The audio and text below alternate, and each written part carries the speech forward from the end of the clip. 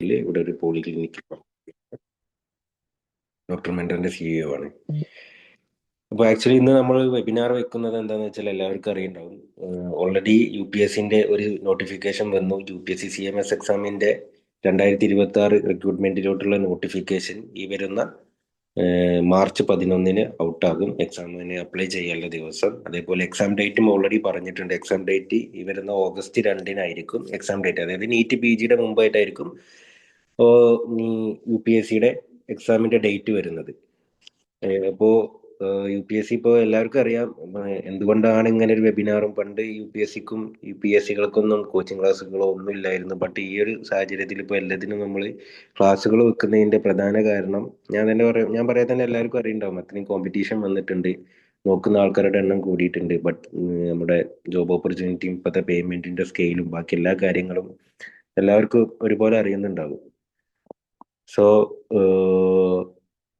ഇന്ന് നമ്മൾ UPSCയുടെ എന്തൊക്കെയാണ് UPSCയുടെ പ്രോസസ് എന്താണ്, കോൺസ് എന്താണ്, UPSC കൊണ്ട് ഉണ്ടാകുന്ന ബെനിഫിറ്റ് എന്താണ്, എങ്ങനെയാണ് നമ്മൾ പ്രിപ്പയർ ചെയ്യേണ്ടത്, എത്ര മാസത്തെ പ്രിപ്പറേഷൻ വേണം തുടങ്ങിയിട്ടുള്ള എല്ലാ കാര്യങ്ങളും നമുക്ക് എക്സ്പ്ലെയിൻ ചെയ്ത് തരുന്നത് ഡോക്ടർ അഫ്താബ് ഖാസിമാണ്. അഫ്താബ് ഡോക്ടർ എൻ്റെ സീനിയർ കൂടിയായിരുന്നു. ഇപ്പം തിരുപ്പൂർ ESI ഹോസ്പിറ്റലിൽ ഇൻഷുറൻസ് മെഡിക്കൽ ഓഫീസർ ഗ്രേഡ് 2 എന്നുള്ള പോസ്റ്റിൽ വർക്ക് ചെയ്യാണ്. കമ്മ്യൂണിറ്റി മെഡിസിൻ MD കഴിഞ്ഞതിന് ശേഷം അദ്ദേഹത്തിന് അവിടെ പോസ്റ്റിംഗ് കിട്ടുകയും ഇപ്പോൾ ഇവിടെ വർക്ക് ചെയ്യുകയാണ്. ഇപ്പം അദ്ദേഹത്തിൻ്റെ അനുഭവങ്ങളിൽ നിന്ന് എങ്ങനെയാണ് ഇതിന് വർക്ക് ചെയ്യുക, എങ്ങനെയാണ് നമ്മൾ പ്രിപ്പയർ ചെയ്യേണ്ടത് എന്നുള്ളതും എന്തൊക്കെയാണ് ഇതിൻ്റെ ബെനിഫിറ്റ്സുകൾ എന്നുള്ളതും, UPSC ഇപ്പോൾ ESIക്ക് ഇപ്പോൾ UPSCയുടെ എക്സാമിൽ നിന്ന് ആൾക്കാർ എടുക്കുന്നുണ്ട്. അപ്പം എങ്ങനെയാണ് നമ്മൾ അതിന് പ്രിപ്പയർ ചെയ്യേണ്ടത് എന്നുള്ളതും ഡോക്ടർ അഫ്താബ് ഖാസിം നമുക്ക് എക്സ്പ്ലെയിൻ ചെയ്ത് തരും. സോ ഞാൻ അഫ്താബ് ഈ വെബിനാർ ഹാൻഡിൽ ചെയ്യാൻ വേണ്ടിയിട്ട് ക്ഷണിക്കുകയാണ്. Aftab Khan, mic is use. Okay, ആമയോട് കേൾക്കുന്നുണ്ടല്ലോ അല്ലെ പറയുന്നത്? യെസ്, കേൾക്കാം. ഓക്കെ. Thank you Anees. എനിക്ക് വളരെ വേണ്ടപ്പെട്ട നമ്മുടെ ജൂനിയർ ആണ്. ഇപ്പോൾ വളരെ സന്തോഷമുള്ള ഇങ്ങനെ ഒരു വെബിനാർ അനീസ് പറഞ്ഞപ്പോൾ അത് എടുക്കാന്നുള്ളത് നമ്മുടെ ഒരു വളരെ സന്തോഷമുള്ള കാര്യമാണ്. അപ്പോൾ ഞാൻ എൻ്റെ സ്ലൈഡ് ഒന്ന് ഷെയർ ചെയ്യാം.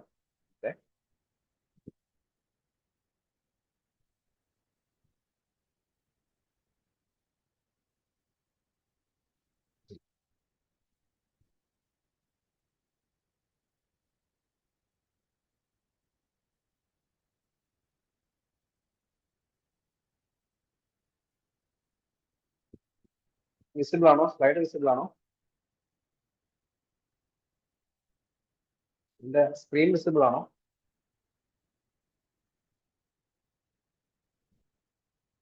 ഹലോ, വിസിബിൾ ആണ്. വിസിബിൾ ആണല്ലോ. ഓക്കെ. അപ്പൊ നമുക്ക് സ്റ്റാർട്ട് ചെയ്യാം. അപ്പൊ എല്ലാവർക്കും ഗുഡ് ഈവനിങ്. അപ്പൊ ബേസിക്കലി ഇന്നത്തെ ഈ വെബിനാറിന്റെ ഒരു മെയിൻ ഉദ്ദേശം എന്ന് വെച്ചാൽ ഈ സെൻട്രൽ ഗവൺമെന്റ് ജോബ്സിനോട് ഉള്ള ആ ഒരു ക്ലാരിറ്റി വരുത്തുക, അതിനൊരു ഇൻസ്പിറേഷൻ നടത്താൻ നോക്കുക എന്നുള്ളതാണ്. അപ്പൊ ബേസിക്കലി നമ്മൾ ചർച്ച ചെയ്യാൻ പോകുന്നത് UPSC CMS എക്സാമിനെ കുറിച്ചല്ല, അതിനുശേഷം നമ്മൾ ആരായി തീരുന്നതിനെ കുറിച്ചാണ്. മനസ്സിലായല്ലോ? അതായത് ഈ ഒരു എക്സാമിനോട് കൂടി നമ്മൾ ഒരു സെൻട്രൽ ഗവൺമെന്റ് ഹെൽത്ത് സർവീസിന്റെ ഒരു ഡോക്ടർ ആവാൻ അറിയണം. ഓക്കെ. അപ്പൊ ഈ സെൻട്രൽ ഗവൺമെന്റ് ഹെൽത്ത് സർവീസിൽ കയറുന്നതുകൊണ്ടുള്ള ബെനിഫിറ്റ്സ് എന്തൊക്കെയാണ്, അത് എങ്ങനെ കയറാം, ഹൗ ടു പ്രിപ്പയർ ദാറ്റ്, ബാക്കിയുള്ള പ്രൈവറ്റ് പ്രാക്ടീസ് അല്ലെങ്കിൽ പ്രൈവറ്റ് ജോബ്സിനെ അപേക്ഷിച്ചുള്ള അതിന്റെ ഡിഫറൻസ് എന്തൊക്കെയാണ്, അപ്പൊ ഇതിനെ കുറിച്ചൊക്കെ നമ്മൾ ഇന്ന് ഡീറ്റെയിൽ ആയിട്ട് നമ്മൾ ഇന്ന് ഡിസ്കസ് ചെയ്യാൻ പോവുകയാണ്. ഓക്കെ. നമുക്ക് ഡൗട്ട്സ് എന്തെങ്കിലും ഉണ്ടെങ്കിൽ നമുക്ക് ലാസ്റ്റ് നമുക്ക് ക്ലാരിഫൈ ചെയ്യാം. അല്ലാതെ ഇപ്പോൾ ഓരോ സെഷൻ കഴിഞ്ഞിട്ട് നമുക്ക് വേണമെങ്കിൽ ഒന്ന് ഡൗട്ട്സ് ക്ലാരിഫിക്കേഷൻ വേണ്ടി ഒരു 2-3 മിനിറ്റ് കൊടുക്കാം. ഓക്കെ. അപ്പൊ നമുക്ക് സ്ട്രേറ്റ് അവേ നമുക്ക് നമ്മുടെ പ്രസന്റേഷനിലേക്ക് പോകാം. അപ്പൊ ബേസിക്കലി ഈ UPSC CMS എക്സാം എന്നുള്ളത് ഇപ്പൊ നമുക്കറിയാലോ, നമ്മുടെ ഇപ്പോഴത്തെ നേരത്തെ ആ ഒരു ഇന്ത്യയിലെ മെഡിക്കൽ എഡ്യൂക്കേഷൻ അല്ലെങ്കിൽ ആ ഒരു കോമ്പറ്റീഷന്റെ ഒരു അളവ് നോക്കുവാണെങ്കിൽ ഭയങ്കരമായിട്ട് കോമ്പറ്റീഷൻ കൂടി. പണ്ട് ഞാൻ ഈ പരീക്ഷ എഴുതുമ്പോൾ വളരെ കുറച്ച് ആൾക്കാരുള്ള ഈ പരീക്ഷയെ കുറിച്ച് എഴുതുന്നുണ്ടായിരുന്നത്, അറിയത്തുണ്ടായിരുന്നില്ല. പക്ഷെ അത്ര ഇമ്പോർട്ടൻസ് ആരും കൊടുക്കുന്നുണ്ടായിരുന്നില്ല. പക്ഷെ ഇപ്പോൾ ഇതിന് ഇമ്പോർട്ടൻസ് വരാൻ ഒരു പ്രധാനപ്പെട്ട കാരണം ഈ പറഞ്ഞ സാച്ചുറേഷൻ ആണ്. നമുക്കറിയാം, ഇപ്പൊ PG കഴിഞ്ഞിട്ട് ഇറങ്ങിയാൽ പോലും നമുക്ക് ഭയങ്കര സ്ട്രഗിളാണ്. PG കഴിയുന്നവർക്ക് പോലും 2-3 ഹോസ്പിറ്റൽസിലെ പ്രൈവറ്റ് പ്രാക്ടീസ് ചെയ്താലേ ഉള്ളൂ നമ്മുടെ കാര്യങ്ങളൊക്കെ മുന്നോട്ട് പോകുള്ളൂ. ആ രീതിയിലേക്ക് കാര്യങ്ങൾ മാറിക്കൊണ്ടിരിക്കുന്ന ഒരു അവസ്ഥയാണ്. അപ്പോൾ അങ്ങനെ ഒരു സിനാരിയോയില് ഈ സെൻട്രൽ ഗവൺമെന്റ് ഹെൽത്ത് സർവീസിലേക്ക് കയറി കഴിഞ്ഞുള്ള ബെനിഫിറ്റ്സ്, അതെങ്ങനെ കയറാമെന്നതിനെ കുറിച്ചാണ് നമ്മളിപ്പോൾ ഡിസ്കസ് ചെയ്യാൻ പോകുന്നത്. ഓക്കെ. അപ്പൊ ബേസിക്കലി ഈ നമ്മൾ UPSC CMS എക്സാം എഴുതി കഴിഞ്ഞാൽ നമ്മളൊരു സെൻട്രൽ ഗവൺമെന്റ് ഡോക്ടറായിട്ട് മാറുകയാണ്. ഒരു സെൻട്രൽ ഗവൺമെന്റ് ഡോക്ടർ എന്ന് വെച്ചാൽ എഴുതി കേട്ടിട്ട് തന്നെ അതൊരു ഗ്രൂപ്പ് A ഓഫീസർ പോസ്റ്റാണ്. ഗ്രൂപ്പ് A ഓഫീസർ എന്നുള്ളത് ഗസറ്റഡ് ഓഫീസർ പോസ്റ്റാണ്. ഇപ്പൊ നമ്മൾ എൻട്രി ലെവലിൽ തന്നെ നമ്മളൊരു ഗസറ്റഡ് ഓഫീസർ ആയിട്ട് നമ്മൾ എൻട്രി ചെയ്യുകയാണ് നമ്മുടെ സർവീസിൽ. അപ്പോൾ അതിന് ഈ ഒരു എക്സാം കൊണ്ട് നമ്മൾ ഈ പറഞ്ഞ പോലെ ക്വാളിഫൈഡ് ആവുകയാണ്. സാധാരണഗതിയിൽ ഒരു ഗ്രൂപ്പ് A ഓഫീസറായിട്ട് വേറെ ഡിപ്പാർട്ട്മെന്റ്സിലൊക്കെ വർക്ക് ചെയ്യണമെങ്കിൽ കുറച്ചൊരു ക്വാളിഫിക്കേഷൻ അല്ലെങ്കിൽ എക്സ്പീരിയൻസിന് ആവശ്യമുണ്ട്. പക്ഷേ ഈ ഒരു കേസിൽ നമ്മുടെ ഒരു ഡോക്ടർ പ്രൊഫൈൽ വെച്ചിട്ട് നമുക്ക് entry level without any experience നമുക്ക് ഈ പരീക്ഷയ്ക്ക് അപ്പിയർ ചെയ്യാം. പ്രീവിയസ് പാസ്സായി നമുക്ക് TCS രജിസ്ട്രേഷൻ ഉണ്ടെങ്കിൽ നമുക്ക് ആ പരീക്ഷയ്ക്ക് അപ്ലൈ ചെയ്യാം. അതുപോലെ തന്നെ നമുക്ക് കയറി കഴിഞ്ഞാൽ നമ്മൾ ഡയറക്റ്റ് ഗസ്റ്റ് ഓഫീസറായിട്ട് നമുക്ക് ഒരു എക്സ്പീരിയൻസിന്റെയും ആവശ്യമില്ല. ഓക്കെ, അപ്പൊ ഈ UPSC CMS എക്സാം ഉള്ള ഒരു വലിയൊരു പ്ലാറ്റ്ഫോമാണ്. അപ്പൊ ആ പ്ലാറ്റ്ഫോമിൽ നിന്നാണ് നമുക്ക് പല സ്ട്രീമിലേക്ക് നമുക്ക് തിരിയാം. അപ്പൊ ഈ ഒരു നമ്മളിപ്പോ പണ്ട് നീറ്റ് PG എക്സാം ഉണ്ടായിരുന്നില്ല, അറിയാം അല്ലെ? പണ്ട് നീറ്റ് UG പോലും എക്സാം ഉണ്ടായിരുന്നില്ല. പണ്ട് നമ്മുടെ കേരള CE ഉണ്ടായിരുന്നു, ഓൾ ഇന്ത്യ എക്സാം ഉണ്ടായിരുന്നു, പിന്നെ കർണാടക കോമട്ടി ഉണ്ടായിരുന്നു, ഓരോ ഓൾ ഇന്ത്യ ലെവലിൽ ടീംസിന്റെ പരീക്ഷ, PGI, ജിപ്പ, അങ്ങനെ ഒരുപാട് എക്സാംസ് ഉണ്ടായിരുന്നു. പക്ഷെ അതെല്ലാം മാറ്റി ഇപ്പൊ ഒറ്റ സിംഗിൾ നീറ്റ് UG ആയിരുന്നു. അതുപോലെ തന്നെയാണ് ഇപ്പൊ ഇത്. നമ്മുടെ UPSC CMS എക്സാം ഇപ്പൊ ഒരു അംബ്രല്ല പ്ലാറ്റ്ഫോമാണ്. അപ്പോൾ ഈ UPSC CMS എക്സാം വഴിയാണ് വേരിയസ് ഡിപ്പാർട്ട്മെന്റ്സിലേക്കുള്ള നമ്മുടെ റിക്രൂട്ട്മെന്റ്, സെൻട്രൽ ഗവൺമെന്റ് ഓഫീസിന്റെ റിക്രൂട്ട്മെന്റ്. ഫോർ എക്സാമ്പിൾ റെയിൽവേയിലേക്ക്, ESIയിലേക്ക്, ഡൽഹി മെഡിക്കൽ കോർപ്പറേഷനിലേക്ക്, CGHSലേക്ക്, അങ്ങനെ പല എല്ലാ ഡിപ്പാർട്ട്മെന്റ്സിലേക്ക് ഇപ്പൊ UPSC CMS വഴിയാണ് ഇപ്പോൾ റിക്രൂട്ട്മെന്റ് നടക്കുന്നത്. കഴിഞ്ഞ വർഷം വരെ, അതായത് ലാസ്റ്റ് ടൈം, ഇപ്പോൾ ഞാൻ 2021 ബാച്ച് ESI എക്സാം എഴുതി ഇപ്പോൾ ജോലി പ്രൊഫഷനാണ്. അപ്പൊ ആ സമയത്ത് ESIക്ക് സെപ്പറേറ്റ് എക്സാം ഉണ്ടായിരുന്നു. പക്ഷെ ഇപ്പോൾ ESI എക്സാമിൽ നിർത്തി ഇപ്പൊ എല്ലാം UPSCയുടെ കയ്യിലാണ്. ഓക്കെ, അപ്പോ ഒരുപാട് വേക്കൻസി വരും. അതാണ് ഏറ്റവും വലിയൊരു അഡ്വാൻറ്റേജ്. ഒരു മിനിമം 1000 വേക്കൻസീസ് എങ്കിലും ഉണ്ടാവും. അത് കൂടിയാലേ ഉള്ളൂ. അപ്പൊ നമ്മൾ 1000 വേക്കൻസീസ് വിളിച്ചാലും ചിലപ്പോൾ അത് കഴിയുമ്പോൾ ആൻസിപ്പേറ്റ് വേക്കൻസീസ് കുറച്ചുകൂടി വരും.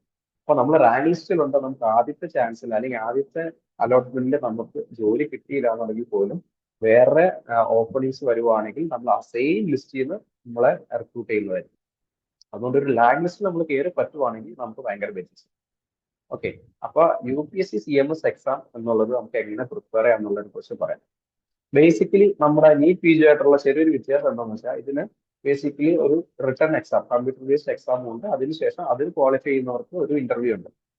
അപ്പൊ എത്രയാണോ നമ്മുടെ ടോട്ടൽ വേക്കൻസീസ് അതിന് ട്രിപ്പിൾ ആൾക്കാരെയാണ് ഇന്റർവ്യൂവിന് വിളിക്കുക. എന്നിട്ട് അതിൽ നിന്ന് സ്ക്രൂട്ടിനൈ ചെയ്തിട്ടാണ് ആൾക്കാരെ നമ്മൾ അവർ ഓഫർ ലെറ്റർ തരിക. അപ്പൊ ഈ ബേസിക്കലി റിട്ടേൺ എക്സാം എന്നുള്ളത് നീറ്റിനെ വെച്ച് നോക്കുമ്പോൾ ഒന്ന് ഡിഫറൻസ് എന്താണെന്ന് വെച്ചാൽ ഒരു 2 പേപ്പറായിട്ടാണ് എക്സാം നടക്കുക. മോർണിംഗ് ഈവനിങ് ഷിഫ്റ്റ് ആയിട്ടാണ് നടക്കുക. ഇപ്പോൾ പേപ്പർ 1 നമുക്ക് മെഡിസിൻ പീഡിയാട്രിക്സ് മാത്രം നടക്കും, 250 മാർക്സ് എന്നുള്ള ക്വസ്റ്റ്യൻസ്.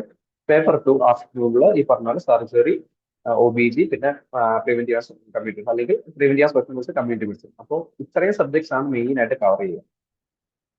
അപ്പോൾ ഈ ഒരു സബ്ജക്ട്സിൽ നല്ലൊരു ഹാൻഡ് ഉണ്ടെങ്കിൽ നമുക്ക് വളരെ അഡ്വാൻറ്റേജ്. പിന്നെ അത് മാത്രമല്ല, നമ്മുടെ റിട്ടേൺ എക്സാമിൽ അത്യാവശ്യം നല്ല മാർക്ക് ഉണ്ടെങ്കിൽ പേഴ്സണൽ ഇന്റർവ്യൂവിന് ആകെ 100 മാർക്ക്. അപ്പൊ റിട്ടേൺ തിയറി എക്സാമിൽ അത്യാവശ്യം നല്ല മാർക്ക് ഉള്ള ആൾക്ക് ഇന്റർവ്യൂവിന് വലിയ എക്സ്ട്രാordinary പെർഫോമൻസ് നടത്തിയില്ലെങ്കിൽ പോലും നമുക്ക് കിട്ടും, നമുക്ക് റാങ്ക് ലിസ്റ്റിൽ കയറാൻ പറ്റും. ഓക്കെ, അപ്പൊ ഈ എക്സാം എന്നുള്ളത് ഭയങ്കര ഇമ്പോർട്ടന്റ് ആയിട്ടുള്ള കാര്യം. അപ്പൊ ഈ എക്സാം നമുക്കിപ്പോ അറിയാം, ഇപ്പൊ 2026 UPSC എക്സാം ഓഗസ്റ്റ് 2-നായിരിക്കും മിക്കവാറും എക്സാം നടക്കുക. അതിന് നോട്ടിഫിക്കേഷൻ ഒരു മാർച്ച് 11 കൂടി നോട്ടിഫിക്കേഷൻ വരും. മാർച്ച് 31 വരെ നമുക്ക് അപ്ലൈ ചെയ്യാം. അപ്പോൾ അത് ഓൺലൈൻ എക്സാം ആണ്, ആപ്ലിക്കേഷൻ എല്ലാം ഓൺലൈൻ വഴിയാണ്. അപ്പോൾ ഈ ഒരു എക്സാം നമ്മൾ രജിസ്റ്റർ ചെയ്യാതെ നമുക്ക് ഈ ഒരു ഫീൽഡിലും നമുക്ക് കയറാൻ പറ്റില്ല. റെയിൽവേ, ഡൽഹി MCIഡിൽ, CSIC എല്ലാം ഒരൊറ്റ എക്സാമിന്റെ കീഴിലാണ്. അപ്പോൾ ഇത് രജിസ്റ്റർ ചെയ്യാന്നുള്ളത് വളരെ പ്രധാനപ്പെട്ട കാര്യം. രജിസ്ട്രേഷൻ ഫീസ് ഒക്കെ വളരെ തുച്ഛമാണ്, ആകെ 200 റുപ്പീസ് ഉള്ള ജനറൽ കാൻഡിഡേറ്റ്സിന്. ഫീമെയിൽസിന് അത് ഫ്രീ ആണ്, ബാക്കി റിസർവ്ഡ് കാൻഡിഡേറ്റ്സിനും എല്ലാം ഫ്രീ ആണ്. എക്സാം എഴുതുന്നത് പോലും ഫ്രീ ആണ്. എല്ലാവർക്കും സെന്റർ ഉണ്ട്, കേരളത്തിൽ സെന്റർ ഉണ്ട്. ഓക്കെ, എറണാകുളം, ട്രിവാൻഡ്രം, അങ്ങനെയുള്ള മേജർ സിറ്റീസിലെല്ലാം സെന്ററും വരാറ്.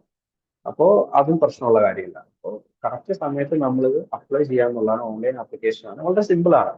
പിന്നെ ഏജ് ലിമിറ്റ് ഉണ്ട് എക്സാമിന്. ഏജ് ലിമിറ്റ് എന്ന് വെച്ചാൽ എനിക്ക് തോന്നുന്നത് 32 വയസ്സ് വരെയാണ് according to the norms age limit apply ചെയ്യാൻ പറ്റുന്നത്. ആസ് ഓഫ് August 1, 2026 32 വയസ്സ് ആവുന്നത് വരെയുള്ളവർക്കാണ് അപ്ലൈ ചെയ്യാൻ പറ്റുക. പിന്നെ SC ST OBC ഉള്ളവർക്ക് റിലാക്സേഷൻ ഉണ്ട്. ഓക്കെ, അപ്പൊ അങ്ങനത്തെ ഡീറ്റെയിൽസ്, ഫൈൻ ഡീറ്റെയിൽസ് എല്ലാം നമുക്ക് നോട്ടിഫിക്കേഷൻ, എക്സാം നോട്ടിഫിക്കേഷൻ കറക്റ്റ് ആയിട്ട് വരുമ്പോൾ അതിന് ഡീറ്റെയിൽ ആയിട്ട് പറയണം. അപ്പോൾ 32 ഇയേഴ്സ് ആണ് സാധാരണ ഗതിയിൽ നമ്മുടെ ഏജ് ലിമിറ്റ്, ഈ എക്സാമിന് അപ്പിയർ ചെയ്യാനുള്ള ഏജ് ലിമിറ്റ്. എന്റെ ക്വാളിഫിക്കേഷൻ ജസ്റ്റ് MBBS പാസ്സാവുന്നുള്ളത് മാത്രമേ ഉള്ളൂ. എക്സ്പീരിയൻസിന്റെ ഒന്നും ചോദിക്കത്തില്ല. എക്സ്പീരിയൻസ് ഉണ്ടെങ്കിൽ ഇല്ലെങ്കിൽ ഒന്നുമില്ല. അതായത് ഏതൊരു ഫ്രഷറിനും അപ്ലൈ ചെയ്യാന്നുള്ളതാണ് ഏറ്റവും വലിയ അഡ്വാൻറ്റേജ്. പിന്നെ റിലേറ്റീവ്ലി ഇപ്പൊ നമ്മൾ നീറ്റിന് പ്രിപ്പയർ ചെയ്യുന്നവർക്ക് വളരെ കുറച്ചുകൂടി എളുപ്പമായിരിക്കും ഈ ഒരു എക്സാം അപ്ലൈ ചെയ്യുമ്പോൾ കയറി വരാനുള്ള ചാൻസ്. പിന്നെ വേറൊരു പ്രധാനപ്പെട്ട കാര്യം എന്താണെന്ന് വെച്ചാൽ പലരും ഈ UPSC എക്സാം എഴുതുമെങ്കിലും അതൊരു ട്രെയിനിങ് എക്സാം പോലെയായിരുന്നു പലരും എഴുതുക. പക്ഷെ കൂടുതൽ ആൾക്കാർ അത് ഓപ്റ്റ് ചെയ്തില്ല. അപ്പൊ പരീക്ഷ കഴിഞ്ഞിട്ട് റാങ്ക് ലിസ്റ്റ് ഉണ്ടെങ്കിൽ പോലും ഇന്റർവ്യൂവിന് പോകുന്ന ആൾക്കാർ കുറവായിരിക്കും. അതുപോലെ തന്നെ ഇന്റർവ്യൂ കഴിഞ്ഞ ഓഫർ ലെറ്റർ വന്നാലും ചിലപ്പോൾ അവർ PG ചെയ്യുന്ന സമയത്തായിരിക്കും. ഇപ്പൊ first year second year PG സമയത്താണെങ്കിൽ പലരും പോകത്തില്ല. അപ്പൊ അതുകൊണ്ട് നമുക്ക് ഒരു ചാൻസ് കൂടുതലാണ് UPSC അല്ലെങ്കിൽ UPSC വഴി കയറാൻ സാധിക്കുന്നുള്ളത്. അപ്പൊ മിനിമം 1000 വേക്കൻസീസ് എന്തായാലും ഉണ്ടാവും. അപ്പൊ നമ്മൾ അത്യാവശ്യം നല്ല രീതിയിൽ റിട്ടേൺ എക്സാം പാസ്സായി കഴിഞ്ഞ് ഇന്റർവ്യൂ വലിയ കുഴപ്പമില്ലാത്ത രീതിയിൽ പങ്കെടുത്തു കഴിഞ്ഞാൽ നമുക്ക് ഇതിനകത്ത് കയറാൻ പറ്റും. അപ്പോൾ ഞാൻ ഇന്റർവ്യൂവിനെ കുറിച്ച് ജസ്റ്റ് ഒന്ന് പറഞ്ഞുതരാം. ഓക്കെ, ഇതാണ് നമ്മളിപ്പോ ജസ്റ്റ് ഡിസ്കസ് ചെയ്ത കാര്യങ്ങൾ. എക്സാം ഓഗസ്റ്റ് 2-നായിരിക്കും മിക്കവാറും. മാക്സിമം 250, ഒരു പേപ്പറിൽ 250 മാർക്ക്, അങ്ങനെ 2 പേപ്പർ. അപ്പോൾ മൊത്തം 500 മാർക്കാണ് റിട്ടേൺ എക്സാമിനുള്ളത്. ഇന്റർവ്യൂവിന് 100 മാർക്ക്. ഓക്കെ, പിന്നെ ഒരു പ്രധാനപ്പെട്ട കാര്യം എന്താണെന്ന് വെച്ചാൽ ഈ പരീക്ഷ കഴിഞ്ഞിട്ട് ഇന്റർവ്യൂ മിക്കവാറും ഡൽഹിയിലായിരുന്നു. അപ്പൊ ആ ഒരു ബുദ്ധിമുട്ടുള്ളത് കൊണ്ടാണ് പലരും പോവാത്തത്. പക്ഷെ അത് നോക്കരുത്, എന്തായാലും ഇന്റർവ്യൂ അറ്റൻഡ് ചെയ്യണം. ഇന്റർവ്യൂവിന് പോകുമ്പോൾ നമ്മൾ ശരിക്കും പ്രിപ്പയർ ചെയ്തോണം പോകാൻ. അവർക്ക് എവിടെ നിന്ന് ചോദ്യം ചോദിക്കാം. അതായത് ഒരു ബോർഡ് ഓഫ് മെമ്പേഴ്സ് ഒരു 5-6 പേരുണ്ടാവും. അത് പ്രോപ്പർ ഇന്റർവ്യൂ ആയിരിക്കും. നമ്മൾ ഈ IAS IPSന്റെ ഇന്റർവ്യൂ പോലെ ഒരു പ്രോപ്പർ ഇന്റർവ്യൂ ആണ്. പക്ഷെ അങ്ങനെ പേടിക്കേണ്ട ആവശ്യമില്ല. വളരെ അപ്രോച്ചബിൾ ആയിരിക്കും അവരെല്ലാവരും. എല്ലാ ഫീൽഡിൽ നിന്നുള്ളവർ കാണും ചോദ്യം ചോദിക്കാൻ. ഒരു പബ്ലിക് ഹെൽത്ത് ഫിസിഷ്യൻ കാണും, ഒരു മെഡിസിൻ ഡോക്ടർ കാണും, പിന്നെ ഒരു സീനിയർ IAS ഓഫീസർ ആരെങ്കിലും കാണും. അപ്പൊ അവര് എന്ത് ചോദിക്കാം, നമ്മുടെ MBBS ലെവലിൽ എന്ത് ചോദിക്കാം, അനാട്ടമി മുതൽ ഫിസിയോളജി, ഗൈനക്ക്, അങ്ങനെ എന്ത് ചോദിക്കാം. ഫോർ എക്സാമ്പിൾ ഇപ്പൊ എന്നോട് ചോദിച്ച ചോദ്യങ്ങൾ പക്ഷെ എന്നോട് ചോദിച്ചത് ഡെഫിനേഷൻ ഓഫ് വിഷൻ ചോദിച്ചിരുന്നു, പിന്നെ ലേബറിന്റെ സ്റ്റെപ്സ് ചോദിച്ചിരുന്നു, ഹൈപ്പോകാലിമിയ മാനേജ്മെന്റ് ചോദിച്ചിട്ടുണ്ട്, ക്ലോറേഷൻ. അപ്പൊ എന്ത് ചോദ്യം വേണമെങ്കിൽ ചോദിക്കാം. അപ്പൊ നമ്മൾ എങ്ങനെ പ്രസന്റ് ചെയ്യുന്ന രീതിയിലാണ് ആ ചോദ്യങ്ങൾ മുന്നോട്ട് വരുന്നത്. ഓക്കെ, പിന്നെ ഒരു GK ചോദ്യം കാണും. ഫോർ എക്സാമ്പിൾ എന്നോട് ചോദിച്ചത് first prime minister president of India, പിന്നെ north eastern state of India, അങ്ങനത്തെ ഒരു GK ചോദ്യം വിളിക്കാറുണ്ട്. പക്ഷെ നമ്മൾ വളരെ കാമായിട്ട് നമ്മൾ ഇന്റർവ്യൂവിൽ അറ്റൻഡ് ചെയ്യും. അങ്ങനത്തെ ഉള്ള പ്രശ്നങ്ങളൊന്നുമില്ല. പിന്നെ നമ്മൾ ശ്രദ്ധിക്കേണ്ട കാര്യം നമ്മുടെ ഡോക്യുമെന്റ്സ് എല്ലാം കറക്റ്റ് ആയിട്ട് കൊണ്ടുപോകണം. ഇപ്പൊ നമ്മുടെ ഒറിജിനൽ ഡോക്യുമെന്റ്സ് വേറെ എവിടെയെങ്കിലേക്ക് ആണെങ്കിൽ പോലും അതെല്ലാം വേണം. അതെല്ലാം നിങ്ങൾ ഇപ്പൊ PG ചെയ്തുകൊണ്ടിരിക്കുകയാണെങ്കിൽ പോലും നിങ്ങൾ ആ കോളേജിൽ നിന്ന് ഡോക്യുമെന്റ് എടുത്തിട്ട് വേണം പോകാൻ. ഓക്കെ, പിന്നെ വേറെ പ്രധാന കാര്യം, ഇപ്പൊ നിങ്ങളോട് ചോദിക്കും ഇന്റർവ്യൂ സമയത്ത്, ഇപ്പൊ PG ചെയ്തുകൊണ്ടിരിക്കുകയാണ്, നിങ്ങൾ PG ഇട്ടിട്ട് എക്സാമിന് ഈ സർവീസിൽ ജോയിൻ ചെയ്തിരിക്കും. അപ്പൊ നിങ്ങൾ ജോയിൻ ചെയ്യും എന്നാൽ ഇതിന്റെ ഒരു പോസിറ്റീവ് ആയിട്ട് വേണം നിങ്ങൾ ഒരു ഉത്തരവും പറയാൻ.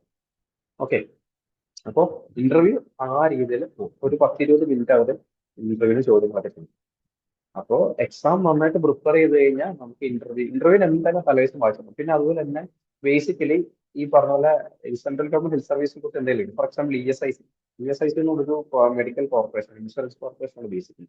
അപ്പൊ ESICയുടെ കാര്യങ്ങൾ എന്തെങ്കിലും ചിലപ്പോൾ ചോദിക്കും ആൻസർ. മിനിമം എത്ര സാലറി ഉള്ളവർക്കാണ് ESICയുടെ ബെനിഫിറ്റ്സ് കിട്ടുക. അപ്പോൾ നമ്മൾ പോകുന്നത് ഏത് സെക്ടറിലേക്കാണ്, അല്ലെങ്കിൽ ഈ ഒരു റെയിൽവേനെ കുറിച്ച് അങ്ങനെ ഒരു ചോദ്യങ്ങൾ എന്തായാലും ഉണ്ടാവും, ഒരു 1-2 ചോദ്യം. അപ്പൊ അതും കൂടി പ്രിപ്പയർ ചെയ്തിട്ടാണ് എന്തായാലും പോകും. നിങ്ങൾ PG ചെയ്യുവാണ്, അല്ലെങ്കിൽ PG ഫസ്റ്റ് ഇയർ ആയിട്ടുള്ളൂ, അല്ലെങ്കിൽ PG സെക്കൻഡ് ഇയർ ആയിട്ടുള്ളൂ, എന്നാലും നിങ്ങൾ പോകണം. കാരണം ഇതിന്റെ ഈ പ്രൊസീജിയേഴ്സ് കാര്യങ്ങൾ കഴിയാൻ ചിലപ്പോൾ സമയം എടുക്കും. അതായത് ഞാൻ 2021 എഴുതിയ പരീക്ഷ, ഈ 2021 എഴുതിയ പരീക്ഷ റിസൾട്ട് വന്ന 2023-ലാണ്. 2023 റിസൾട്ട് വന്നിട്ട് പിന്നെ ഇന്റർവ്യൂ കഴിഞ്ഞ് എനിക്ക് 2024-ലാണ് എനിക്ക് എന്ത് കിട്ടിയത്, ഓഫർ ലെറ്റർ കിട്ടിയത്. അപ്പൊ 6 ഇയർ സത്യം പറഞ്ഞാൽ ഞാൻ എന്റെ PG കൂടെ കഴിഞ്ഞു. ഓക്കെ, അപ്പോ നമ്മൾ ഇന്റർവ്യൂവിന്റെ സമയത്ത് നമ്മൾ എന്തായാലും പോവാന്നുള്ളതാണ്. ചിലപ്പോൾ ഈ പറഞ്ഞ പ്രൊസീജിയേഴ്സ് ഒക്കെ ചിലപ്പോൾ ലേറ്റ് ആവും. പിന്നെ നമ്മൾ UPSCയിൽ ഇപ്പൊ ഫോർ എക്സാമ്പിൾ PG ചെയ്തുകൊണ്ടിരിക്കുന്ന ഒരാളാണെങ്കിൽ പോലും UPSCയിലാണ്, ഇപ്പൊ ഡൽഹി മുനിസിപ്പൽ കോർപ്പറേഷൻ അല്ലെങ്കിൽ റെയിൽവേയിലൊക്കെയാണ് കിട്ടുന്നെങ്കിൽ നമുക്ക് അവിടെ പോയി ജോയിൻ ചെയ്തിട്ട് PG കംപ്ലീറ്റ് ചെയ്യാനുള്ള എക്സ്റ്റൻഷൻ കിട്ടും. ഇപ്പൊ ESIയിലാണെങ്കിൽ മാക്സിമം 6 മാസത്തേക്ക് എക്സ്റ്റൻഷൻ കിട്ടും. പക്ഷെ ബാക്കിയുള്ള സ്ഥലങ്ങളിൽ കുറച്ചുകൂടി ഫ്ലെക്സിബിൾ ആണ്. നമുക്ക് PG ചെയ്തുകൊണ്ടിരിക്കുവാണെങ്കിൽ പ്രോപ്പർ ഡോക്യുമെന്റ്സ് കാണിക്കുവാണെങ്കിൽ നമുക്ക് ഈ പറഞ്ഞ പോലെ PG കണ്ടിന്യൂ ചെയ്തിട്ട് അതിനുശേഷം നമ്മൾ ജോയിൻ ചെയ്തിട്ട് ജോയിനിങ് നമുക്ക് ലീവ് എടുക്കാനുള്ള ഓപ്ഷൻ. ഓക്കെ, അപ്പോൾ എക്സാം എന്തായാലും നമ്മൾ അറ്റൻഡ് ചെയ്യുക, ഇന്റർവ്യൂ എന്തായാലും അറ്റൻഡ് ചെയ്യുക എന്നുള്ള പ്രധാനപ്പെട്ട കാര്യം. എല്ലാം കുറേയൊക്കെ നമ്മുടെ ഭാഗ്യം പോലെ ഇരിക്കും. ചിലപ്പോൾ വളരെ ലേറ്റ് ആയിട്ടായിരിക്കും ഇത് വിളിക്കുന്നത്. അപ്പൊ നമ്മൾ PG കഴിഞ്ഞിട്ടായിരിക്കും ചിലപ്പോൾ നമുക്ക് ഇത് കിട്ടുക. അപ്പൊ കറക്റ്റ് ടൈം നമുക്ക് ജോയിൻ ചെയ്യാനുണ്ട്. പിന്നെ ഓൾ ഇന്ത്യയിൽ എവിടെ വേണമെങ്കിൽ ഈ പറഞ്ഞ പോലെ നമുക്ക് പോസ്റ്റിംഗ് കിട്ടാം. ഓക്കെ. പിന്നെ എന്തുകൊണ്ട് UPSC CMS തിരഞ്ഞെടുക്കണം എന്നുള്ളതാണ് ആദ്യം. ഞാൻ പറയട്ടെ, ഏറ്റവും first and foremost thing job സെക്യൂരിറ്റിയാണ്. നമ്മളൊരു ഗവൺമെന്റ് ജോബ് ആകുമ്പോൾ ഈ പറഞ്ഞ പോലെ നമ്മളെ ചുമ്മാ ഒന്നും ആർക്കും നമ്മൾ പിരിച്ചുവിടാൻ പറ്റത്തില്ല. മാത്രമല്ല ഒരു സെൻട്രൽ ഗവൺമെന്റ് ഡോക്ടറാണ്, ഒരു ഗസറ്റഡ് ഓഫീസറാണ്. അതിന്റെ ഒരു പക്വതയും കാര്യങ്ങളൊക്കെ നമുക്ക് വരികയും ചെയ്യും. പിന്നെ ഒരു പ്രധാനപ്പെട്ട കാര്യം എന്താണെന്ന് വെച്ചാൽ നമുക്ക് ഒരു വർക്ക് ലൈഫ് ബാലൻസ് നല്ലപോലെ കിട്ടും. 9 to 4 ആയിരിക്കും ഡ്യൂട്ടി. ഇപ്പൊ നൈറ്റ് ഡ്യൂട്ടി ഉണ്ടെങ്കിൽ പോലും ഇപ്പൊ ഞാനിപ്പോ വർക്ക് ചെയ്യുന്ന ESI ഹോസ്പിറ്റലാണ് തിരുപ്പൂർ. ഏത് സെൻട്രൽ ഗവൺമെന്റ് ഹോസ്പിറ്റലിൽ പോയാലും അവിടെ അഡിക്വേറ്റ് നമ്പർ ഓഫ് മാൻപവർ കാണും. ഓക്കെ. നമുക്ക് അത്ര വലിയ ഹെക്ടിക് ഷെഡ്യൂൾ ഒന്നും ആയിരിക്കത്തില്ല.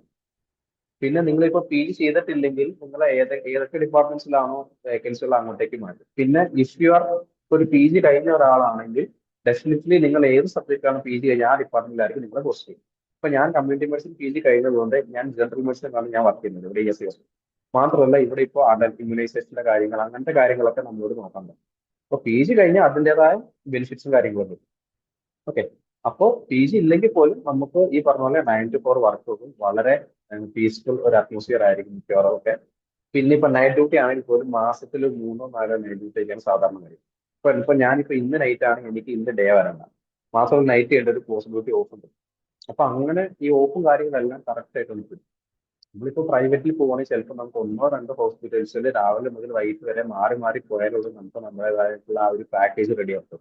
ഇത് അതില്ല. ഒരൊറ്റ ഹോസ്പിറ്റലിൽ വർക്ക് ചെയ്ത് കഴിഞ്ഞാൽ നമുക്ക് ഈ പറഞ്ഞ പോലെ നമ്മുടെ ഫിനാൻഷ്യൽ കാര്യങ്ങളൊക്കെ ഏകദേശം സെറ്റിൽ ആവുന്ന രീതിയിൽ നടക്കും. പിന്നെ ഭയങ്കര വലിയ സാലറി പാക്കേജ് ഒന്നും കിട്ടത്തില്ല. ഫോർ എക്സാമ്പിൾ ഇപ്പോൾ നമ്മൾ കയറുന്ന എൻട്രി ലെവലിൽ നമ്മൾ ലെവൽ 10 ഇതിലാണ് നമ്മൾ കയറുന്നത്. ലെവൽ 10 പേ ബാൻഡ് ആണ് നമ്മുടെ എൻട്രി ലെവൽ സാലറി. ഇപ്പോൾ ബേസിക് പേ ഏകദേശം 56,100 ആണ് വരുന്നത്. അപ്പോൾ നമ്മുടെ ഇൻ ഹാൻഡ് നമ്മുടെ കയ്യിൽ എങ്ങനെ പോയാലും ഒരു 90,000 to 1.2 ലാക്ക് നമ്മുടെ കയ്യിൽ വരും. അത് പിന്നെ നമ്മുടെ ടയർ 2 സിറ്റി, ടയർ 3 സിറ്റി അങ്ങനെയുള്ള ഡിഫറൻസ് വെച്ചിട്ട് ചെറിയ ചെറിയ വ്യത്യാസങ്ങൾ വരാം. അപ്പൊ നമ്മൾ കേരള ഗവൺമെന്റ് PSC എഴുതി നമ്മൾ കയറുവാണെങ്കിലും ഇതേ ലെവൽ ബാൻഡ് ആണെങ്കിലും പക്ഷേ നമ്മുടെ കയ്യിൽ കിട്ടുന്നത് ഒരു 70,000 അല്ലെങ്കിൽ 80,000 ഒക്കെ ആയിരിക്കും. ഇത് എന്തായാലും ഒരു 90 അല്ലെങ്കിൽ ഒന്നിന്റെ മേലെ നമ്മുടെ കയ്യിൽ കിട്ടും. ഓക്കെ. നമ്മളിപ്പോ സെൻട്രൽ ഗവൺമെന്റ് പോകുമ്പോൾ അതാണ് സ്റ്റേറ്റ് ഗവൺമെന്റ് സെൻട്രൽ ഗവൺമെന്റ് നമ്മുടെ വ്യത്യാസം.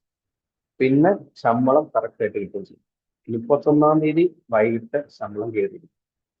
മനസ്സിലായില്ലേ? മിക്കവാറും തന്നെ 31st ശമ്പളം കയറിയിരിക്കും. ഈ പറഞ്ഞ പോലെ DA കാര്യങ്ങളൊക്കെ പ്രഖ്യാപിച്ചു കഴിഞ്ഞാൽ അവർ അപ്പം തന്നെ തരികയും ചെയ്യും.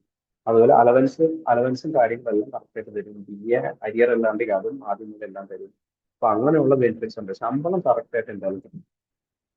പിന്നെ ഈ പറഞ്ഞ work life balance 9 to 4 work ചെയ്താൽ വലിയ ഹെക്ടിക് ഷെഡ്യൂളും ഇല്ല. നമുക്ക് ഇഷ്ടം പോലെ കൊളീഗ്സ് ഉണ്ടാകും. പിന്നെ എവിടെ പോയാലും നമ്മൾ മലയാളീസ് എല്ലായിടത്തും നിങ്ങൾ ഏത് സെൻട്രൽ ഗവൺമെന്റ് ഇൻസ്റ്റിറ്റ്യൂട്ടിൽ പോയാലും ഏത് ഹോസ്പിറ്റലിൽ പോയാൽ അവിടെയൊക്കെ മലയാളീസ് ഉണ്ട്. അതിപ്പോ ഡോക്ടേഴ്സ് ആയിരിക്കണമെന്നില്ല, സ്റ്റാഫ് നേഴ്സ് ആണെങ്കിലും ഓഫീസ് സ്റ്റാഫ് ആണെങ്കിൽ പോലും എല്ലാം മലയാളീസ് ഉണ്ടാവും. ഇപ്പൊ ഞാൻ വർക്ക് ചെയ്യുന്നത് തിരുപ്പൂരാണ്, തമിഴ്നാട്. ഇവിടെ എന്റെ കൂടെ ജോയിൻ ചെയ്ത ഞങ്ങൾ 24 പേർക്കാണ് ഓഫർ ലെറ്റർ വന്നത്. അതിൽ 10-12 പേര് ആകെ ജോയിൻ ചെയ്തു. ബാക്കി പകുതി പേര് ജോയിൻ ചെയ്തിട്ടില്ല. ഈ 12 പേരിൽ 10 പേര് മലയാളീസ് ആണ്. ഇവിടെ വർക്ക് ചെയ്യുന്ന സ്റ്റാഫ് നേഴ്സിൽ ഒരു 60% സ്റ്റാഫ് നേഴ്സും മലയാളീസ് ആണ്. ഓഫീസിൽ പോലും മലയാളി സ്റ്റാഫ് ഉണ്ട്. അപ്പൊ നമ്മൾ എവിടെ ചെന്നാലും നമുക്ക് മലയാളി ഗ്യാങ് നമ്മുടെ കൂടെ എപ്പോഴും ഉണ്ട്. പിന്നെ ഒരു പ്രധാനപ്പെട്ട കാര്യം എന്താണെന്ന് വെച്ചാൽ ഈ അലവൻസ് കാര്യങ്ങൾ. ഒരുപാട് ടൈപ്പ് അലവൻസ് ഉണ്ട്. ഫോർ എക്സാമ്പിൾ ആനുവൽ അലവൻസ് വന്നിട്ട് നമുക്ക് ഒരു 1000 രൂപ എക്സ്ട്രാ കിട്ടും എല്ലാ ഇതിൻ്റെ. പിന്നെ PG കഴിഞ്ഞിട്ടുള്ള ആളാണെങ്കിൽ PG അലവൻസ് പറയുന്നത് ഒരു 3,000 rupees പെർ മന്ത് വരും. പിന്നെ ന്യൂസ് പേപ്പർ അലവൻസ് ഉണ്ട്. മാസം ഒരു 500 രൂപ വെച്ചിട്ട് ന്യൂസ് പേപ്പർ അലവൻസ്.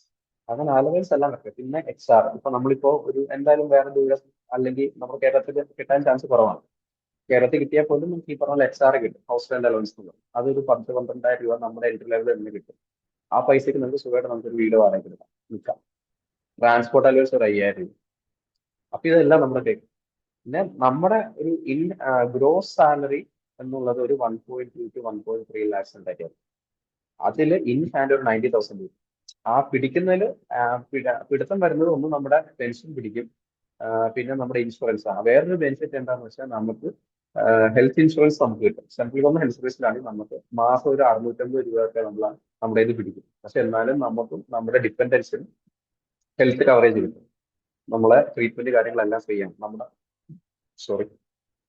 വർക്ക് ചെയ്യുന്ന ഹോസ്പിറ്റൽസിൽ നമുക്ക് ട്രീറ്റ്മെന്റ് ഫ്രീ ആണ്, നമുക്ക് ഡിപ്പെൻഡൻസിന് ഫ്രീ ആണ്. അതായത് നമ്മുടെ ഫാദർ മദർ അവർ ഡിപ്പെൻഡന്റ് ആയിട്ട് വരുവാണെങ്കിൽ നമുക്ക് അവർക്ക് കിട്ടും. പിന്നെ നമ്മുടെ സ്പൗസിനും നമ്മുടെ കുട്ടികൾക്ക് എന്തായാലും ഇൻഷുറൻസ് കവറേജ് കിട്ടും.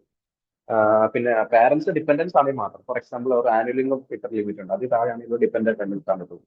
അപ്പൊ അങ്ങനെ ഡിപ്പെൻഡൻസിന് എന്തായാലും ഈ പറഞ്ഞ പോലെ നമുക്ക് ഹെൽത്ത് ബെനിഫിറ്റ്സ് കിട്ടും, ഇൻഷുറൻസ് കിട്ടും. മരുന്ന് മേടിക്കാനാണെങ്കിൽ, ബ്ലഡ് ഇൻവെസ്റ്റിഗേഷൻ ചെയ്യാനാണെങ്കിൽ, ഇപ്പൊ സർജറി ചെയ്യാനൊക്കെ നമുക്ക് നമ്മുടെ ഡിപ്പെൻഡൻസ് നമുക്ക് ഫ്രീ ആണ് നമ്മൾ സെൻട്രൽ ഗവൺമെന്റ് ഹെൽത്ത് സർവീസിലാണെങ്കിൽ. അപ്പൊ നമ്മളിപ്പോ പുറമേ നിന്ന് ഇപ്പൊ ഒരു ഇൻഷുറൻസ് എടുക്കണമെങ്കിൽ ഒരു 10-30,000 രൂപ ഒരു വർഷം അടയ്ക്കണമല്ലോ minimum. അത് 20,000 രൂപ ഇറങ്ങും. ഇതും ഏകദേശം ഇത് ഞാനിപ്പോ ESI വർക്കുന്നത്, ESI 650 രൂപയാണ് ഒരു മാസം ലഭിക്കുന്നത്. ഒരു 6,500 രൂപ 10,000 രൂപയുടെ താഴെ ഉള്ളൂ ഒരു വർഷത്തേക്ക് ചെലവ് വരുന്നത്. മനസ്സിലായി? അപ്പോൾ അതൊരു ബെനിഫിറ്റ് ആണ്, നമുക്ക് നമ്മുടേതായ കാര്യങ്ങളെല്ലാം നടന്നു വരും. പിന്നെ ഹയർ എഡ്യൂക്കേഷന്റെ പ്രോസ്പെക്ട്സ്, ഫോർ എക്സാമ്പിൾ ഇപ്പൊ നമ്മളിപ്പോ PG ചെയ്യാത്ത ഒരാളാണെങ്കിൽ നമ്മൾ ഇവിടെ ഡ്യൂട്ടിയിൽ നമ്മൾ ജോയിൻ ചെയ്ത് സർവീസിൽ ജോയിൻ ചെയ്ത് കഴിഞ്ഞാൽ 2 വർഷമാണ് സാധാരണ പ്രൊബേഷൻ പീരീഡ്. 2 വർഷം പ്രൊബേഷൻ കഴിഞ്ഞാൽ പിന്നെ ഒരു 3 വർഷം കൂടി നമ്മൾ വർക്ക് ചെയ്ത് കഴിഞ്ഞാൽ നമ്മളെ ഈ സെൻട്രൽ ഗവൺമെന്റ് തന്നെ സ്പോൺസർ ചെയ്ത് നമുക്ക് PG സീറ്റ് വരും. നീറ്റ് നമ്മൾ എഴുതണം, പക്ഷെ നമുക്ക് റിസർവേഷൻ കോട്ട കാര്യങ്ങൾ കിട്ടും, വിത്ത് സാലറി നമുക്ക് PG ചെയ്തിട്ട് തിരിച്ചു വരാൻ പറ്റും. അതായത് നമ്മളിപ്പോ ഫോർ എക്സാമ്പിൾ ഞാൻ പറയുന്നത് ESI യിലാണ്. അപ്പൊ ESIക്ക് ബെനിഫിറ്റ് ഉള്ള PG സീറ്റ്സ്, PG ഡിപ്ലോമാസ് അല്ലെങ്കിൽ PG ഡിഗ്രീസ് നമുക്ക് എടുക്കാൻ പറ്റും. അതായത് ഇപ്പൊ ജനറൽ മെഡിസിൻ, എമർജൻസി മെഡിസിൻ, അപ്പൊ ESI കോർപ്പറേഷന് ബെനിഫിറ്റ് ഉള്ള PG സീറ്റ്സ് ആണ് നമ്മൾ എടുക്കുന്നതെങ്കിൽ ESI നമ്മളെ സ്പോൺസർ ചെയ്യും. അപ്പൊ അങ്ങനെ നോക്കിപ്പോ MBBS മാത്രമുള്ള ഒരാളാണെങ്കിൽ പോലും കുറച്ച് നാൾ വർക്ക് ചെയ്ത് കഴിഞ്ഞാൽ നമുക്ക് PG കോട്ട, PG നമുക്ക് എടുക്കാൻ പറ്റും ESIയുടെ ചെലവിൽ, അല്ലെങ്കിൽ ഏത് ഉണ്ടെങ്കിലാണോ അങ്ങനെ സർവീസ് കോട്ടയുണ്ട്. അപ്പോൾ അങ്ങനെ ഒരു ബെനിഫിറ്റ്സ് ഉണ്ട്. അപ്പോൾ നമ്മളിപ്പോ പെട്ടെന്ന് ഇൻഷുറൻസ് ഇപ്പോൾ PG ഇല്ല എന്ന് വിചാരിച്ചിട്ട് നമുക്ക് സങ്കടപ്പെടേണ്ട ആവശ്യമില്ല, നേരിട്ട് എടുക്കാം. PG ഇല്ലെങ്കിൽ പോലും നമുക്ക് ഈ പറഞ്ഞ നമ്മുടെ സർവീസ് വെച്ചിട്ടാണ് പ്രൊമോഷൻ കാര്യങ്ങൾ. അപ്പൊ അത്യാവശ്യം നല്ല സാലറി, PG ഇല്ലെങ്കിൽ പോലും നമുക്ക് നല്ല സാലറി. കാരണം നമ്മൾ കയറുന്നത് ജനറൽ അഡ്മിനിസ്ട്രേറ്റീവ് കേഡറിലാണ് കൂടുതൽ കയറുന്നത്. ഇപ്പൊ GDMO കേഡറിൽ കയറുമ്പോൾ അതിൻ്റെതായ ബെനിഫിറ്റ്സ് കാര്യങ്ങളുണ്ട്. പിന്നെ നമുക്ക് അഡ്മിനിസ്ട്രേറ്റീവ് പോസ്റ്റ് വരും. ഞാനിപ്പോ ഫോർ എക്സാമ്പിൾ പറയുകയാണെങ്കിൽ ഞാനിപ്പോ ഇൻഷുറൻസ് മെഡിക്കൽ ഓഫീസർ ഗ്രേഡ് 2 എന്ന പോസ്റ്റിലാണ് വരുന്നത്. ഒരു 4 വർഷം കഴിയുമ്പോൾ എനിക്ക് പ്രൊമോഷൻ കിട്ടും, ഗ്രേഡ് 1 ആവും. പിന്നീട് 4 വർഷം കഴിയുമ്പോൾ CM ആവും. അങ്ങനെ അങ്ങനെ കയറി കയറി നമുക്ക് പോകാൻ പറ്റും. മനസ്സിലായില്ലേ? പിന്നെ നമ്മുടെ റിട്ടയർമെന്റ് ലൈഫ് എന്ന് വെച്ചാൽ റിട്ടയർമെന്റ് 62 ഏജ് ആണ്. പിന്നെ അത് നമുക്ക് സ്പെഷ്യൽ സർക്കംസ്റ്റൻസ് നമുക്ക് 65 വരെ എക്സ്റ്റെൻഡ് ചെയ്യാൻ പറ്റും. അപ്പൊ നമുക്ക് ഈ പറഞ്ഞ പോലെ നമ്മുടെ ആ സർവീസ് പ്രോസസ് നമ്മൾ സർവീസ് കഴിഞ്ഞ് കഴിഞ്ഞാൽ അതിൻ്റെതായ ബെനിഫിറ്റ്സ് കിട്ടും. പിന്നെ നമ്മുടെ ഈ അല്ലറ ചില്ലറ ചെലവുകളും കാര്യങ്ങളൊക്കെ നമുക്ക് കുറയ്ക്കാൻ പറ്റും നമ്മൾ ഈ ഒരു സെൻട്രൽ ഗവൺമെന്റ് സർവീസിലാണെങ്കിൽ. അതിനൊരു എക്സാമ്പിൾ പറഞ്ഞാൽ നമ്മളിപ്പോ എവിടെയെങ്കിലും ഒരു ഫംഗ്ഷന് പോവാണ് അല്ലെങ്കിൽ ടൂറിന് പോവാണ്, ഓൾ ഇന്ത്യ എല്ലായിടത്തും ഗസ്റ്റ് ഹൗസുകളുണ്ട്. ആ ഗസ്റ്റ് ഹൗസിൽ നമുക്ക് പോയി നേരത്തെ വിളിച്ചിട്ട് ബുക്ക് ചെയ്ത് നമുക്ക് അവിടെ നിൽക്കാൻ പറ്റും. വെരി മിനിമൽ എമൗണ്ട്, നല്ല AC റൂം, എല്ലാ ഫെസിലിറ്റീസ് ഉള്ള റൂംസിന് വളരെ മിനിമൽ എമൗണ്ട് ആണ്. ഇപ്പൊ ESIക്ക് അങ്ങനെയുള്ള ഗസ്റ്റ് ഹൗസിന്റെ പേരാണ് ടോർ എന്ന് പറയും, ടൂറിസ്റ്റ് ഓഫീസേഴ്സ് റെസിഡൻസി. കേരളത്തിൽ തന്നെ പല സ്ഥലത്തുണ്ട്, ട്രിവാൻഡ്രത്തുണ്ട്, എറണാകുളത്തുണ്ട്, അങ്ങനെ എല്ലാ സംസ്ഥാനങ്ങളിലും ഈ പറഞ്ഞ ഗസ്റ്റ് ഹൗസ് ഉണ്ട്. നമ്മുടെ ഇങ്ങനെ ഗസ്റ്റ് ഹൗസ് നിൽക്കാൻ വെറും മിനിമം, അതായത് ഒരു ദിവസത്തേക്ക് 150 രൂപ 120 രൂപ മാത്രമേ ആവത്തുള്ളൂ. The only thing is we have to apply beforehand. First come first serve ബേസിസിലായിരിക്കും അത് കൊടുക്കുക. അപ്പൊ നമ്മളിപ്പോ ഏതെങ്കിലുമൊക്കെ പ്ലാൻഡ് ജേർണീസ് ഏതെങ്കിലും ഉണ്ട്, പ്ലാൻഡ് ടൂർ, പിക്നിക് ഒക്കെ ഉണ്ടെങ്കിൽ നമുക്ക് അങ്ങനെ പോയി കഴിഞ്ഞാൽ നമുക്ക് ഈ പറഞ്ഞ പോലെ തന്നെ ഗസ്റ്റ് ഹൗസ് ബുക്ക് ചെയ്ത് കഴിഞ്ഞാൽ വളരെ ലക്ഷറിയസ് ആയിട്ട് കംഫർട്ടബിൾ ആയിട്ട് നമുക്ക് നിൽക്കാൻ പറ്റും, ഇത്ര മിനിമൽ എമൗണ്ട്. പിന്നെ നമുക്ക് വർഷത്തിൽ ഒന്ന് LTC എന്ന് പറയും, leave transfer concession, leave leave travel concession. അതായത് നമ്മൾ ഗ്രൂപ്പ് A ഓഫീസേഴ്സാണ്. ഗ്രൂപ്പ് A ഓഫീസേഴ്സിന് ഫസ്റ്റ് ക്ലാസ് AC മുതൽ നമുക്ക് ഫ്ലൈറ്റ് വരെ നമുക്ക് നമ്മുടെ സ്റ്റേഷനിൽ നിന്നുള്ള ഫ്ലൈറ്റ് ചാർജ് അടക്കം നമുക്ക് റീഇംബേഴ്സ് ചെയ്ത് കിട്ടും.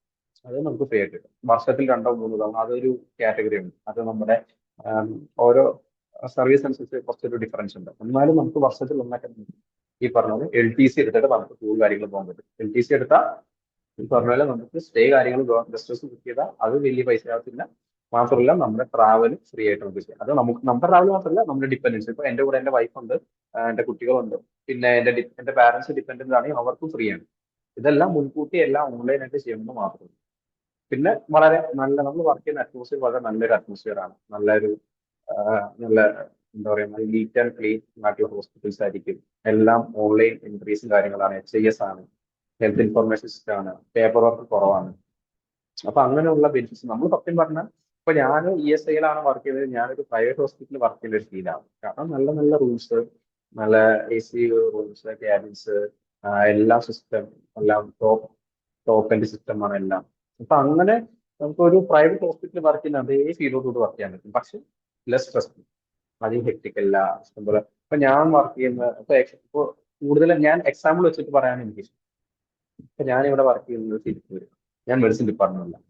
മെഡിസിൻ ഡിപ്പാർട്ട്മെന്റിൽ തന്നെ എത്ര സ്റ്റാഫ് ഉണ്ടെന്നത്, അതായത് ഒരു എച്ച് സാറുണ്ട്, 2 സീനിയർ സ്പെഷ്യലിസ്റ്റുകളുണ്ട്, അതുകൂടാതെ ഞങ്ങൾ IMOs 4 പേരുണ്ട്, അത് ഇൻഷുറൻസ് മെഡിക്കൽ ഓഫീസേഴ്സ് 4 പേര്, കൂടാതെ SRs 2 പേര്, പിന്നെ JRമാർ 2 പേര്. ഇത്രയും സ്റ്റാഫ് ഉണ്ട് ഒരു ഡിപ്പാർട്ട്മെന്റിൽ തന്നെ. മനസ്സിലായില്ലേ? അപ്പൊ നമുക്ക് അത്ര ഒരു എത്തിക്കില്ല, നമുക്കൊരു ടീം വർക്ക് ആയിട്ട് നമ്മൾ കാര്യങ്ങൾ എടുക്കാം. പിന്നെ നമുക്ക് ഈ പറഞ്ഞ പോലെ തന്നെ നമ്മുടെ മേളിൽ എപ്പോഴും നമ്മൾ എൻട്രി ലെവൽ ഓഫീസേഴ്സ് ആകുമ്പോൾ നമ്മുടെ മേളിൽ എപ്പോഴും സൂപ്പർവൈസേഴ്സ് ഉണ്ടാവും. നമുക്ക് എല്ലാ കാര്യങ്ങളും ഡൗട്ട് ഉള്ളവർക്ക് ചോദിച്ച് കാര്യങ്ങൾ ചെയ്യാൻ പറ്റും. അപ്പോൾ അങ്ങനെയുള്ള ടെൻഷനും കാര്യങ്ങളും ഇല്ല. അതാണ് വേറൊരു അഡ്വാൻറ്റേജ്. പിന്നെ അടുത്തത് എന്ന് വെച്ചാൽ നമ്മുടെ പെൻഷൻ. പ്രൈവറ്റിൽ പോയി കഴിഞ്ഞാൽ നമുക്ക് പെൻഷൻ കിട്ടത്തില്ല, പക്ഷെ ഇപ്പോ നമ്മുടെ ഗവൺമെന്റിലാണ് നമുക്ക് പെൻഷൻ കിട്ടും. ഇപ്പൊ പുതിയ സ്കീമാണ് NPS എന്ന് പറഞ്ഞ നാഷണൽ പെൻഷൻ സ്കീമാണ് ഇപ്പോൾ നിലവിൽ വന്നിട്ടുണ്ട്. അത് എങ്ങനെയാന്ന് വെച്ചാൽ മാസം മാസം നമ്മുടെ ഇപ്പൊ ഞാൻ പറഞ്ഞല്ലോ 1.2 നമ്മുടെ ഗ്രോസ് സാലറി, അതിന് 90,000 നമ്മുടെ കൈ കിട്ടും, അല്ലെങ്കിൽ ഏകദേശം 1 അടുത്ത് കൈ കിട്ടും. ഈ ഈ ഡിഫറൻസ്, ഈ ഡിഡക്ഷൻസിൽ ഒരു ഡിഡക്ഷനാണ് നമ്മുടെ ഈ പെൻഷൻ. അത് നമ്മുടെ അക്കൗണ്ടിലേക്ക് പോകും, നമ്മുടെ NPS അക്കൗണ്ടിലേക്ക് പെൻഷൻ പോകും. ഇപ്പൊ NPSനെ കുറിച്ച് ഇപ്പൊ ജസ്റ്റ് ആയി വരുന്നുള്ളൂ NPS ഉണ്ടെന്നുള്ളത്. നമ്മള് ഇപ്പോഴത്തെ നിലവിൽ അറിവ് വെച്ചിട്ട് എങ്ങനെയാന്ന് വെച്ചാൽ നമ്മൾ പെൻഷൻ ആകുമ്പോൾ നമ്മൾ NPSലേക്ക് അടച്ച പൈസയുടെ ഒരു 60% നമുക്കൊരു ബൾക്കായിട്ട് നമ്മുടെ കയ്യിൽ കിട്ടും. ബാക്കി പൈസ ഇക്വിറ്റിയിലൊക്കെ ഇട്ടിട്ട് അതിന്റെ ലാഭമാണ് നമുക്ക് മാസം മാസം പെൻഷനായിട്ട് കിട്ടാൻ പോകുന്നത്. UPS അങ്ങനെയാണ്.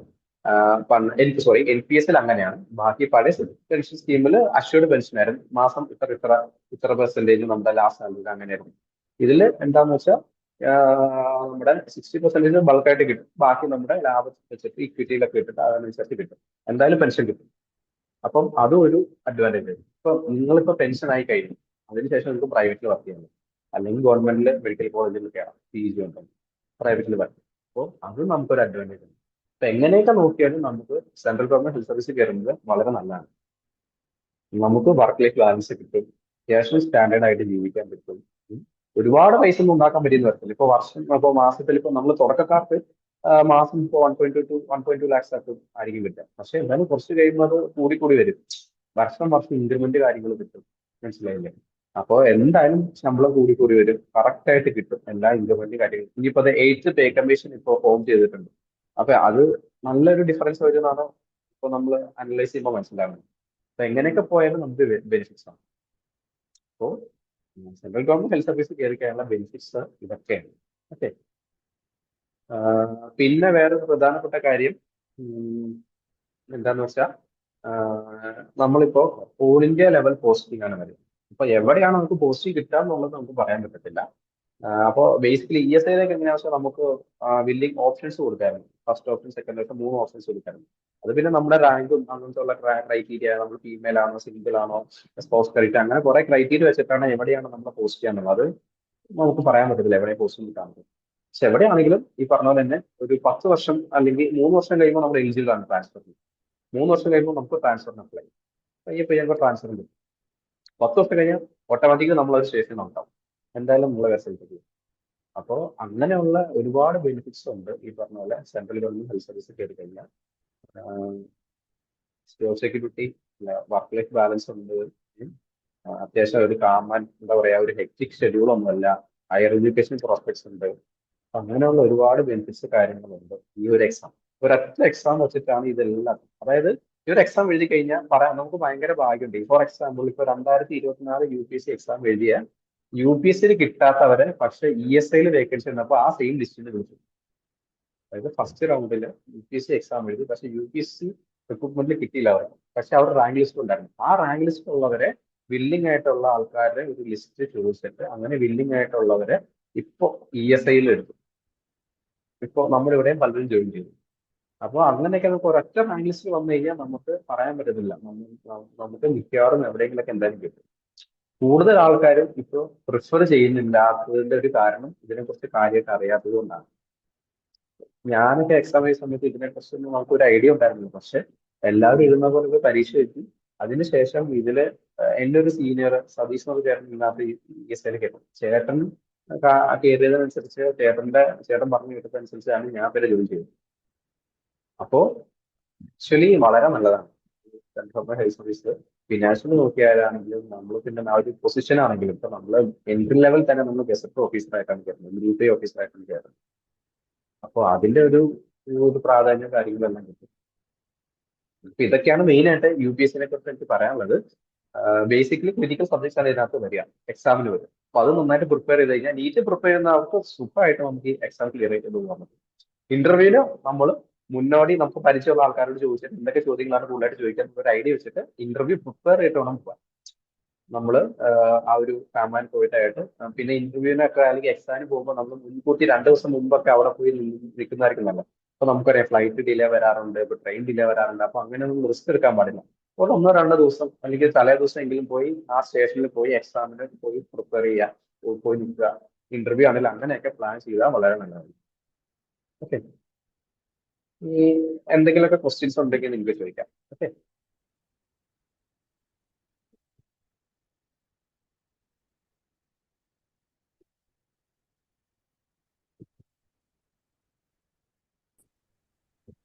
നമുക്ക് ആ ചാറ്റ് ബോക്സ് ഒന്ന് നോക്കാവോ? കുറച്ച് ക്വസ്റ്റ്യൻസ് തന്നിട്ടുണ്ട്. Chat box.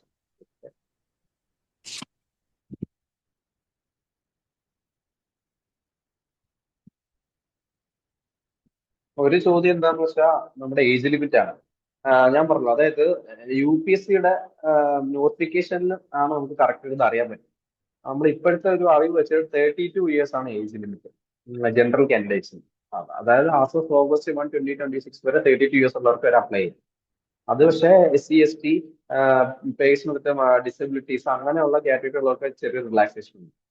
അപ്പൊ അത് നമുക്ക് ഏകദേശം 32 വയസ്സാണ് കറക്റ്റ് നമ്മുടെ ഇത്. ഇനി മാർച്ച് 11 ആകുമ്പോൾ നമ്മുടെ നോട്ടിഫിക്കേഷൻ വരും. ആ നോട്ടിഫിക്കേഷനിൽ കറക്റ്റ് ആയിട്ട് എത്രയാണ് ഏജ് ലിമിറ്റ് എന്നുള്ളത് അവർ കറക്റ്റ് ആയിട്ട് പറയുന്നതായിരിക്കും. അപ്പൊ അത് നോക്കിക്കഴിഞ്ഞാൽ നമുക്ക് ഏതായാലും ഒരു അപ്രോക്സിമറ്റ്ലി 32 ഇയേഴ്സ് ആണ് നമ്മുടെ ഏജ് ലിമിറ്റ്. പിന്നെ ഒരാളുടെ ചോദ്യമാണ് അപ്ലൈ ലോങ് ലീവ് എടുക്കാൻ പറ്റുമോ? പറ്റും. അതായത് നമ്മൾ കയറി ഉടനെ നമുക്ക് ലീവ് എടുത്തിട്ട് പോകാൻ പറ്റത്തില്ല, മനസ്സിലായില്ലേ? ഒരു ESIൽ എങ്ങനെ ഒരു 5 ഇയേഴ്സ് വർക്ക് ചെയ്താൽ വിത്ത് സാലറി നമുക്ക് PG എടുക്കാൻ പറ്റും. നമ്മൾ നീറ്റ് എഴുതണം, നമ്മുടെ റാങ്ക് വെച്ചിട്ട് നമുക്ക് ഫോട്ടോ വെച്ചിട്ട് നമ്മുടെ ESI ഫോട്ടോ അല്ലെങ്കിൽ CGHS ഫോട്ടോ വെച്ചിട്ട് നമുക്ക് PGക്ക് പോകാൻ പറ്റും. കേരളത്തിൽ വർക്ക് ചെയ്യാൻ പറ്റും, കേരളത്തിൽ PG എടുക്കാൻ പറ്റും, കുഴപ്പമൊന്നുമില്ല. പ്രൈവറ്റ് ഹോസ്പിറ്റലിൽ അഡ്മിറ്റ് ആയാലും ഇൻഷുറൻസ് കവർ ആവുമെന്ന് ഒരാൾ ചോദിച്ചിട്ടുണ്ട്. ഇത് ഒരു കവറേജ് പൈസ ഒന്നും ഇല്ല. ഓക്കെ, അതായത് നമ്മുടെ ഇപ്പൊ ഞാനിപ്പോ വർക്കുന്ന ESI ഹോസ്പിറ്റലിൽ എന്ത് ട്രീറ്റ്മെന്റ് ഒക്കെ കിട്ടുന്നോ അതെല്ലാം നമുക്ക് കിട്ടും. പിന്നെ ഇവിടെ ഇല്ലാത്ത ട്രീറ്റ്മെന്റ് നമുക്ക് പ്രൈവറ്റ് ഹോസ്പിറ്റൽസ് ആയിട്ട് ടൈപ്പ് ഉണ്ട്. ഫോർ എക്സാമ്പിൾ ഇപ്പോൾ ഇത് സെക്കൻഡറി ലെവൽ ഹോസ്പിറ്റലാണ്, ഇവിടെ MRI CT ഒന്നുമില്ല. അപ്പൊ ഇവിടുത്തെ പേഷ്യൻസിനാണെങ്കിൽ പോലും ഇപ്പൊ MRI CT എടുക്കണമെങ്കിൽ അവർക്ക് എലിജിബിലിറ്റി ഉണ്ടെങ്കിൽ, അതായത് ഇപ്പോൾ വർക്കേഴ്സിന്റെ കാര്യം പറയുവാണെങ്കിൽ അവർ ഒരു വർഷം വർക്ക് ചെയ്താൽ മാത്രമേ അവർക്ക് എലിജിബിലിറ്റി കിട്ടത്തുള്ളൂ സൂപ്പർ സ്പെഷ്യാലിറ്റി ട്രീറ്റ്മെന്റ്. അപ്പൊ അങ്ങനെ എലിജിബിലിറ്റി ഉള്ളവർക്ക് മാത്രമേ MRI CT എടുക്കാൻ. പക്ഷെ ഒരു സ്റ്റാഫ് ആണെങ്കിൽ ഈ പറഞ്ഞ പോലെ തന്നെ പുറത്തേക്ക് ഫോം റേസ് ചെയ്തിട്ട് നമുക്ക് പ്രൈവറ്റ് ഹോസ്പിറ്റലിൽ പോയിട്ട് MRI CT എടുത്തിട്ടുണ്ട്, ആൻജിയോഗ്രാം ചെയ്യാം, അങ്ങനത്തെ ബെനിഫിറ്റ്സ് ഒക്കെ ഉണ്ട്. അതായത് പ്രൈവറ്റ് ഹോസ്പിറ്റൽസുമായിട്ട് ടൈപ്പ് ഉണ്ട്. അപ്പോൾ നമ്മൾ വർക്ക് ചെയ്യുന്ന ഇൻസ്റ്റിറ്റ്യൂട്ടിൽ അതിനുള്ള സൗകര്യം ഇല്ലാന്നുണ്ടെങ്കിലും അവർക്ക് പ്രൈവറ്റ് ഹോസ്പിറ്റലിൽ ടൈപ്പ് ഉണ്ടാവും, അവിടെ പോയി ചെയ്യാൻ പറ്റും.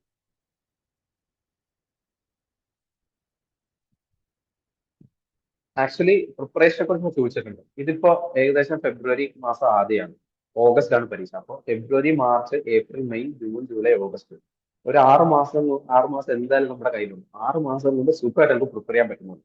പിന്നെ ഒരു പ്രധാനപ്പെട്ട കാര്യം എന്ന് വെച്ചാൽ ഒരുപാട് നമ്മുടെ കേരള PSC പറയുന്ന ഒരുപാട് പ്രീവിയസ് ചോദ്യങ്ങൾ ചോദിക്കാൻ ടെൻഡൻസി ഉണ്ട് UPSC. അപ്പൊ ഒരു പ്രസാദ് പബ്ലിക്കേഷൻസിന്റെ ഒരു ബുക്ക് ഉണ്ട്, UPSC CMSന്റെ ഒരു ബുക്ക് ഉണ്ട്. ആ ബുക്ക് വെച്ച് പഠിച്ചു കഴിഞ്ഞാൽ നല്ല രീതിയിൽ സ്കോർ ചെയ്യാൻ പറ്റും. അതിന്റെ ലേറ്റസ്റ്റ് എഡിഷൻ നോക്കി വാങ്ങുക, അത് വെച്ച് പഠിച്ചാൽ തന്നെ അത്യാവശ്യം നല്ല രീതിയിൽ നമുക്ക് സ്കോർ ചെയ്യാൻ പറ്റും. 6 മാസം കൊണ്ട് സുഖമായിട്ട് നമുക്ക് നല്ല രീതിയിൽ സ്കോർ ചെയ്യാൻ പറ്റും. മെറ്റീരിയൽ ആണ് ഞാൻ പറഞ്ഞത്. നമ്മൾ നീറ്റ് പ്രിപ്പയർ ചെയ്യുന്ന അതേ മെറ്റീരിയൽസ് ആണ്. ഓക്കെ, ഇപ്പോൾ നമുക്ക് മാരോയോ ബാട്ടിയോ ഏതുണ്ടെങ്കിലും അത് വെച്ച് പ്രിപ്പയർ ചെയ്യാം. പിന്നെ കുറച്ചുകൂടി സ്പെസിഫിക് ആയിട്ട് നമുക്ക് ക്വസ്റ്റ്യൻസ് അറിയണമെങ്കിൽ പ്രസാദ് പബ്ലിക്കേഷൻസിന്റെ book UPSC CMS Prasad Publications online available ആണ്, ആമസോൺ, ഫ്ലിപ്കാർട്ടിലൊക്കെ അവൈലബിൾ ആണ്.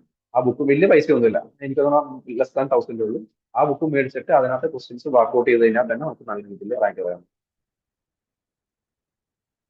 മറ്റേണിറ്റി ലീവ് ഉണ്ട്, പെയ്ഡ് ലീവ് ഉണ്ട്. ഈ മറ്റേണിറ്റി ലീവിന് ഈ പറഞ്ഞ പോലെ തന്നെ 6 മാസം 3 മാസം കഴിയുന്നില്ല. അപ്പൊ നമ്മുടെ കൂടെയുള്ള പല ഡോക്ടേഴ്സും കയറി ഉടനെ തന്നെ 2 മാസം കഴിഞ്ഞിട്ട് തന്നെ മറ്റേണിറ്റി ലീവ് എടുത്തിട്ട് 6 മാസത്തേക്ക് മറ്റേണിറ്റി ലീവ് കിട്ടും, വിത്ത് പെയ്ഡ് ലീവ് ആണ്. അതിനുശേഷം ചൈൽഡ് കെയർ ലീവ് ഉണ്ട്. അതാണ് വേറൊരു ബെനിഫിറ്റ് എന്ന് വെച്ചാൽ ലേഡീസിന് ചൈൽഡ് കെയർ ലീവ് കിട്ടും. ഇപ്പോൾ 10ൽ എക്സാം, 12ൽ എക്സാം, അങ്ങനെയുള്ള എക്സാംസ്, പിന്നെ അതുപോലെ തന്നെ ആഫ്റ്റർ മെറ്റേണിറ്റി നമുക്ക് എക്സ്റ്റെൻഡ് ചെയ്യാൻ പറ്റും. ഒരു മാസത്തേക്ക് കൂടി നമുക്ക് ചൈൽഡ് കെയർ ലീവ് എന്ന് പറഞ്ഞാൽ എക്സ്റ്റെൻഡ് ചെയ്യാൻ പറ്റും. അപ്പോൾ മറ്റേണിറ്റി ലീവ് അങ്ങനത്തെ സാധനങ്ങളൊക്കെ കിട്ടും. ഓക്കെ, അത് വിത്ത് പെയ്ഡ് ആണ്. അതിന് ഈ 2 വർഷം പ്രൊബേഷൻ ക്ലിയർ അങ്ങനെയൊന്നുമില്ല. കയറിയ ഉടനെ തന്നെയാണെങ്കിൽ നമുക്ക് കിട്ടും.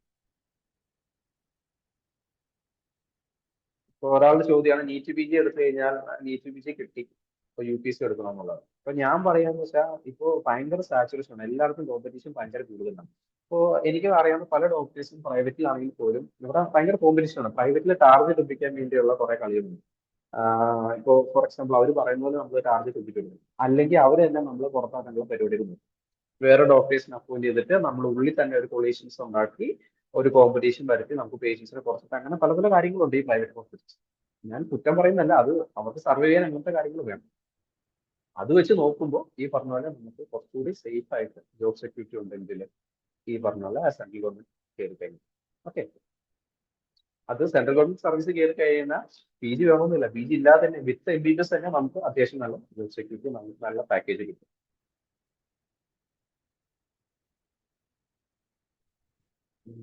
ഞാൻ എനിക്ക് തോന്നുന്നത് ചാറ്റ് ബോക്സിലെ ഏകദേശം എല്ലാ ചോദ്യങ്ങളും ഞാനിപ്പോ കേരളത്തിൽ പോസ്റ്റും കിട്ടാൻ സാധ്യതയുണ്ട്. അപ്പൊ സാധ്യതയുണ്ട്. കാരണം എന്ന് വെച്ചാൽ ഞാനിപ്പോ വർക്ക് ചെയ്യുന്ന ESIയിലാണ് വർക്ക് ചെയ്യുന്നത്. ESIയുടെ കേരളത്തിൽ 3 ഹോസ്പിറ്റൽസ് ഉണ്ട്. നമ്മുടെ കൊല്ലത്ത് 2 ഉണ്ട്, ആശ്രമം എഴുതുകൊണ്ട്, പിന്നെ എറണാകുളത്തുണ്ട്. അതുപോലെ കേരളത്തിൽ ബാക്കിയുള്ള ഡിപ്പാർട്ട്മെന്റ്സിൽ റെയിൽവേസിലൊക്കെ ഹോസ്പിറ്റൽസും കാര്യങ്ങളും എല്ലാം ഉണ്ട്. അപ്പൊ നമുക്ക് കിട്ടാനുള്ള സാധ്യതയുണ്ട്. പക്ഷെ അത് സമയം എടുക്കും എന്നുള്ളതാണ്. ഇപ്പൊ നമ്മുടെ ഭാഗ്യം പോലെ ഇരിക്കും. ഇപ്പൊ എനിക്കിപ്പോ ആദ്യത്തെ പോസ്റ്റ് കിട്ടിയ തിരുപ്പൂരാണ്, തമിഴ്നാടാണ്. പോയിട്ട് വരാം, സത്യം പറഞ്ഞാൽ എനിക്ക് വീട്ടിൽ നിന്ന് ജസ്റ്റ് 4.5 മണിക്കൂർ 5 മണിക്കൂർ ട്രെയിൻ യാത്രയുള്ള തിരുപ്പൂർ വരാം. അപ്പൊ ഏകദേശം കേരളത്തിൽ കിട്ടുന്ന പോലെയാണ്. അപ്പൊ നമ്മുടെ റാങ്ക് ഒക്കെ വെച്ചിട്ടാണ് കൂടുതൽ ഇത് കിട്ടുക. അപ്പൊ നല്ല മാർക്ക് ഉണ്ട്, നല്ല റാങ്കിൽ നമുക്ക് വില്ലിങ്നെസ് കൊടുക്കാം, നമുക്ക് ഓപ്ഷൻസ് കൊടുക്കാം, അതനുസരിച്ച് കിട്ടും. എവിടെ വേണമെങ്കിൽ കിട്ടാം. ഓൾ ഇന്ത്യ ലെവൽ പോസ്റ്റിംഗ് ആണ്. സെൻട്രൽ ഗവൺമെന്റ് സർവീസ് ആകുമ്പോൾ ഓൾ ഇന്ത്യ ലെവൽ എവിടെ വേണമെങ്കിൽ കിട്ടാം. ഇപ്പോൾ എന്റെ ഫ്രണ്ട്സിന് എന്റെ കൂടെ കേരളത്തിൽ കിട്ടിയിട്ടുണ്ട്, തമിഴ്നാട് കിട്ടിയിട്ടുണ്ട്, UP കിട്ടിയിട്ടുണ്ട്, ഇൻഡോർ, മധ്യപ്രദേശ്, എവിടെ വേണമെങ്കിൽ നമുക്ക് പോസ്റ്റിംഗ് കിട്ടും.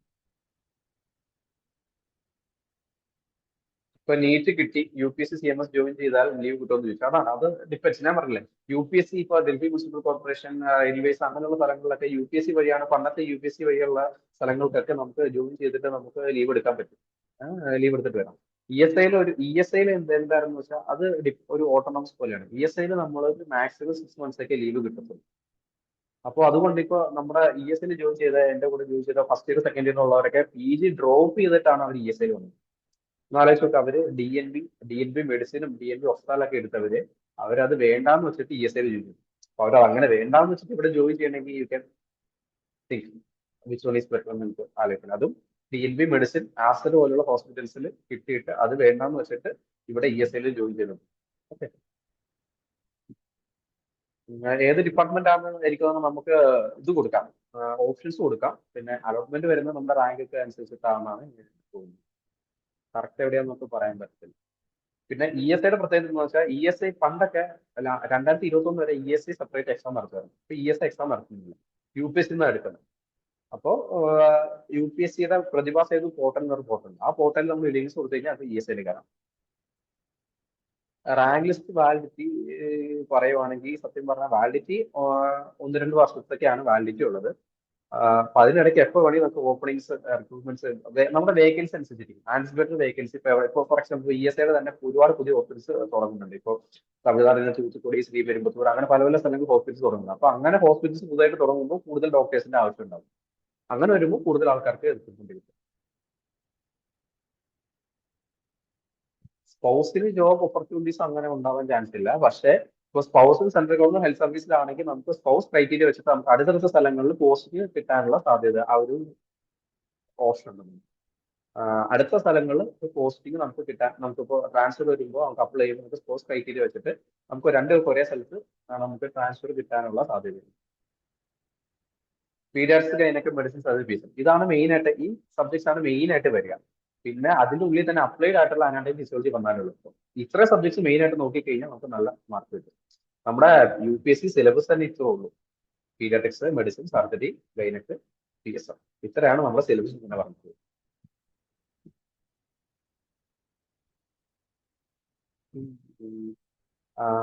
അതാണ് ഇപ്പൊ നമ്മള് എല്ലാ സ്ഥലത്തും നമ്മുടെ കേരളത്തിൽ പൊതുവെ വേക്കൻസീസ് കുറവാണ്. അപ്പോൾ കുറെയൊക്കെ നമ്മുടെ ഭാഗ്യം അനുസരിച്ചിരിക്കും കേരളത്തിൽ കിട്ടാന്നുള്ളത്. പക്ഷെ നമുക്ക് അടുത്തുള്ള സ്ഥലങ്ങളിൽ കർണാടക, തമിഴ്നാട് അങ്ങനെയൊക്കെ കിട്ടാനുള്ള സാധ്യതയുണ്ട്. Okay.